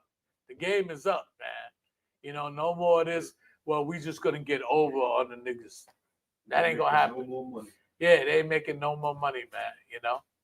They're all in our hood, taking our money and whatnot. That ain't gonna happen no more, man. That's over with. Okay? And they know it. That's why they down there putting that ash on their head and feeling all sorry. Oh man, you mean that we can't go there anymore and rip these people off? Go ahead. Wherein were made rich all that had ships in the sea by reason of her costliness. Go ahead. For in 1 hour is she made desolate. In 1 hour. In 1 hour, Esau. In 1 hour, the Most High gonna destroy you, man. The third time he repeats. Yes, he gonna destroy them, man. In 1 hour. That's all it's gonna take, Esau. Read. 60 minutes. Go ahead. Rejoice over her, thou heaven, and ye holy apostles and prophets, for the Most High hath avenged you on her. All praises. All praises. That's right. That's right, man. That's right. And we waiting for that day, man. We waiting for that day, man. Yeah. When it say rejoice over her, thou heaven, is that speaking about the angel? Yeah. Nice. That's the angelic body. Okay. It's telling the prophets to rejoice, and it's letting us know we got to rejoice too. Okay. And we all got to rejoice, man. We rejoice. We're rejoicing now just knowing that that's coming. Okay. We're not even worried about you, white man. We already know you're done. You are done, man. Go ahead. And a mighty angel took up a stone like a great milestone and cast it into the sea, Go ahead. saying, Thus with violence shall that great city Babylon That's right. be thrown down, That's right. That's right. and shall be found no more at You all. see that, man? You see, because how did they get this country? In violence, man. So how do you expect it to get any better? It's only going to get worse, man. Okay? So yeah, in violence you got it, and in violence you going out, man, you know? Because, you know, it killed me when they used to ask Malcolm, oh, and you are inciting the violent act, you know? When all we're doing is defending ourselves. You know, they never say that Esau was violent, okay? They always say that, well, oh yeah, so you're promoting the violent act. I said, man, and Malcolm used to get him all the time, man. He used to correct them all the time right there. I wouldn't call it violence, okay? When somebody's being attacked, you know, he's defending himself or whatnot. You know, you would do the same thing. Go ahead, 22. And the voice of harpers and musicians and of pipers and trumpeters shall be heard no more. At all envy. All that lousy music and their rap and all that crap, all that's going out too, man. You know, I'm quite sure David's singers, man, wasn't like, you know, yo, yo, yo, yo. I'm quite sure they wasn't doing that. You know. And those are Levites, man. They have good voices, you know. Go ahead. And no craftsman of whatsoever craft he be shall be found any more in thee. Yeah, they're not gonna promote or make anything. I heard that they allowed Tesla to put that non-man or person driving vehicle on the road now. So whatever him and Trump got into, I guess it was the fact that he's losing so much money. You know, I guess he broke down and gave him clearance to put that raggedy car out there, out in the streets now, and it's unmanned. So you know what that's gonna be like, you know, bastards. Go ahead. And the sound of a milestone shall be heard no more at all in thee. Right. Once they go down, that's it, man. Go ahead. And the light of a candle shall shine no more at all in thee. There's gonna be nothing here, man. Nothing here. The only thing that's gonna be shining is that fire blazing. Go ahead. And the voice of the bridegroom and of the bride shall be heard no more at all in thee. Right. They're gonna have a society the way they have it now. Everything's just gonna continue and go on and go on. Because that's what they think. They're gonna go on forever. And the scriptures say that. But that's not the plans of the Most High. You know, only that ain't the way it's gonna be. Go ahead. For thy merchants were the great men of the earth. For by thy sorceries, okay, their witchcraft, their sorceries. This is how they kept going like that. You know, and when you talk about Diddy and his crap, they got into his sorceries too, man. They were doing all that witchcraft and all that seances and all that crap in there, man. That's why they were being so wicked, man. You know? Now he got caught and he's all upset. Why they all keeping me in here? Okay? They're the one taught me how to do this stuff. Okay, well, you shouldn't have got in there in the first place doing that stuff. You know, so he's all upset now. Go ahead. Were all nations deceived? They were all deceived by their sorcery and their witchcraft, okay?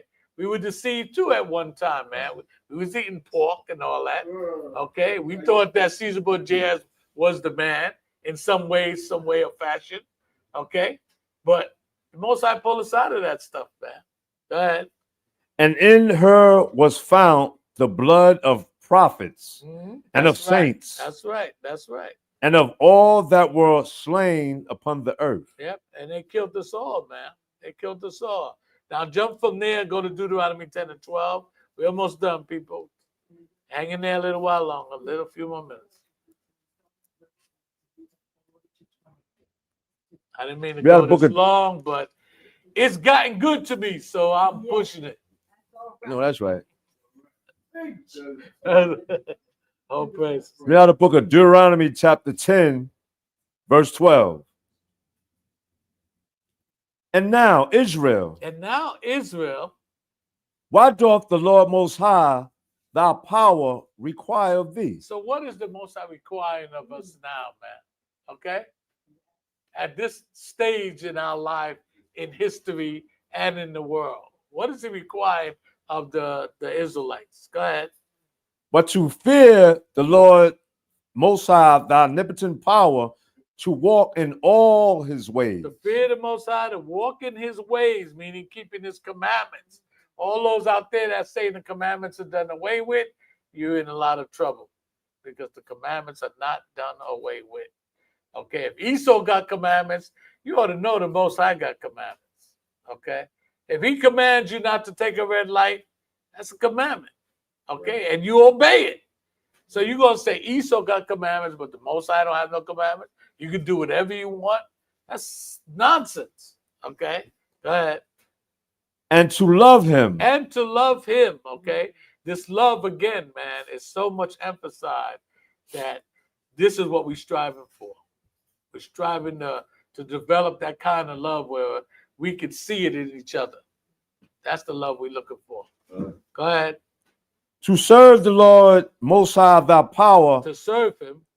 With all thine heart, and with all thy soul. Right, with all thy heart and with all thy soul. If we start the class at 12, let's be here. Okay, if we can make it Friday, let's be here. Okay, you got to make that effort. You got to make that effort because time is running out. Time is running out, man. We want to be on our best, on our top-notch game when Yahushua come back, man. You know? That's what we want to be, man. You know, and if we lacking in any way, we better get it straight before that time comes, man. I'm just saying, say it like that. Go ahead. To keep the commandments of the Lord Most High and his statutes. Commandments and his statutes, okay?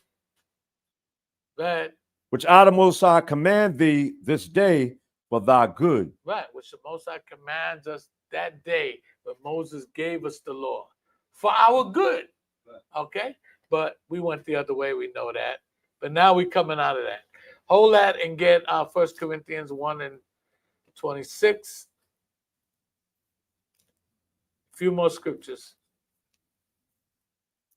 In that book of 1 Corinthians, chapter 1, verse 26. For ye see your calling, brethren, how that not many wise men after the flesh, not many mighty, not many noble are called. You see? So you look at your calling, man. Look at us. Okay? We're not in no big executive type mansion or in some kind of political job situation now or making any kind of direct decisions on the world and its ideologies. We're not like that. The Most High ain't calling them. Okay? The Most High is not calling them. Look around. The Most High is not calling them. So you can consider yourself honorable that the Most High has called you in there. Okay? It's a great gift. It's a great calling. It's a great knowledge to know that, man, the Most High had called me out that madness. Okay? Look back where you were before you came in here. Look at that. Read on. But 27. Yeah, no 27. But the Most High have chosen the foolish things of the world to confound the wise. Right. Go ahead. And we you know, they look at us as foolish. Yep. Okay? When we go out there and teach in the dead of winter at night and nobody's out there, you know, oh, look at them guys. Them guys are fanatics. Okay? But they don't understand. They don't understand the joy and the happiness that we have within us on this truth. Go ahead. And the Most High have chosen the weak things of the world to confound the things which are mighty. Yeah, because when they come to us, we can deal with anybody on the planet, a judge, a politician. When it comes to this word, we can stand with the best of them, okay? And keep our composure and keep our focus, okay? And we're the least of them. as far as they're concerned. Okay, so the Most High is not calling those, noble guys or them guys with all these degrees and stuff like that. If you do, then all praises. But look around. Look who he's calling. Okay, the ones that are catching all kind of hell. Okay, so it's an honor. It's a blessing. Okay, read. You 28. finished that? Verse You'll 20, find I a can read mighty. that. Yeah. Okay, read Psalms 27. Go to Psalm 27 to 14. We got a few more scriptures and we out.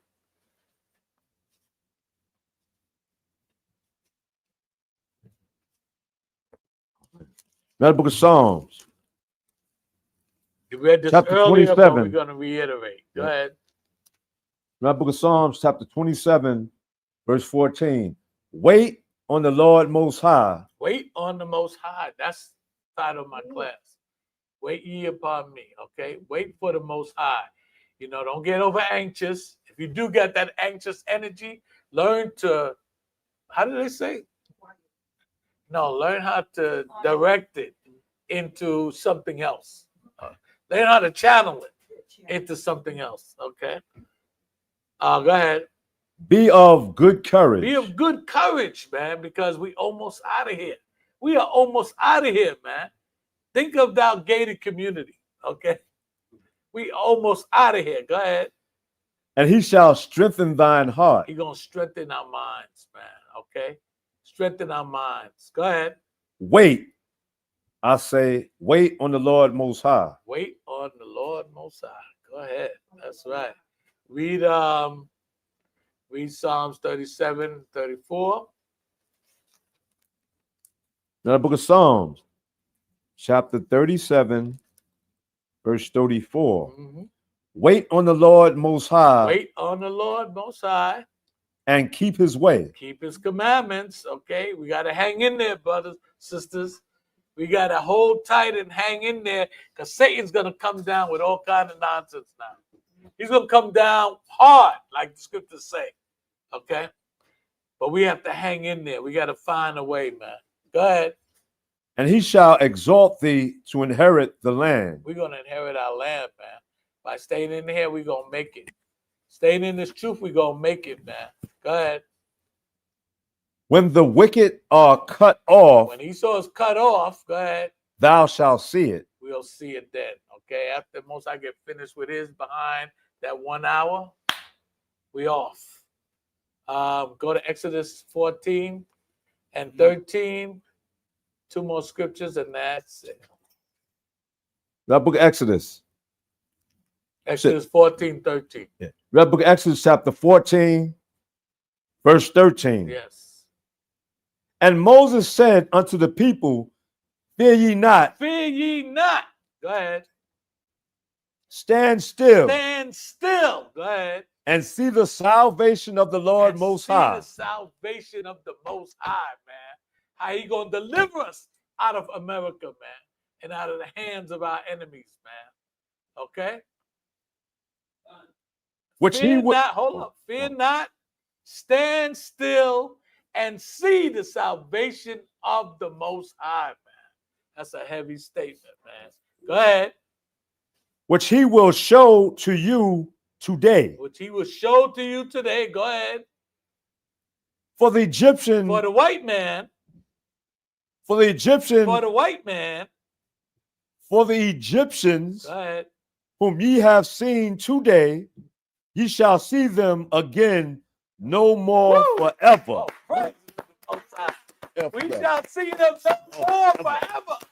Okay, all praises, man. Pray. Read No, you gotta read the 14. next verse, right? Read for, yeah, go ahead. Verse 14. The Lord Most High shall fight You see? for you. You see that? The Most High is going to fight for us. So we ain't got to worry about this battle. This battle is done. Okay? We ain't got to worry about that. The Most High will fight for us. Go ahead.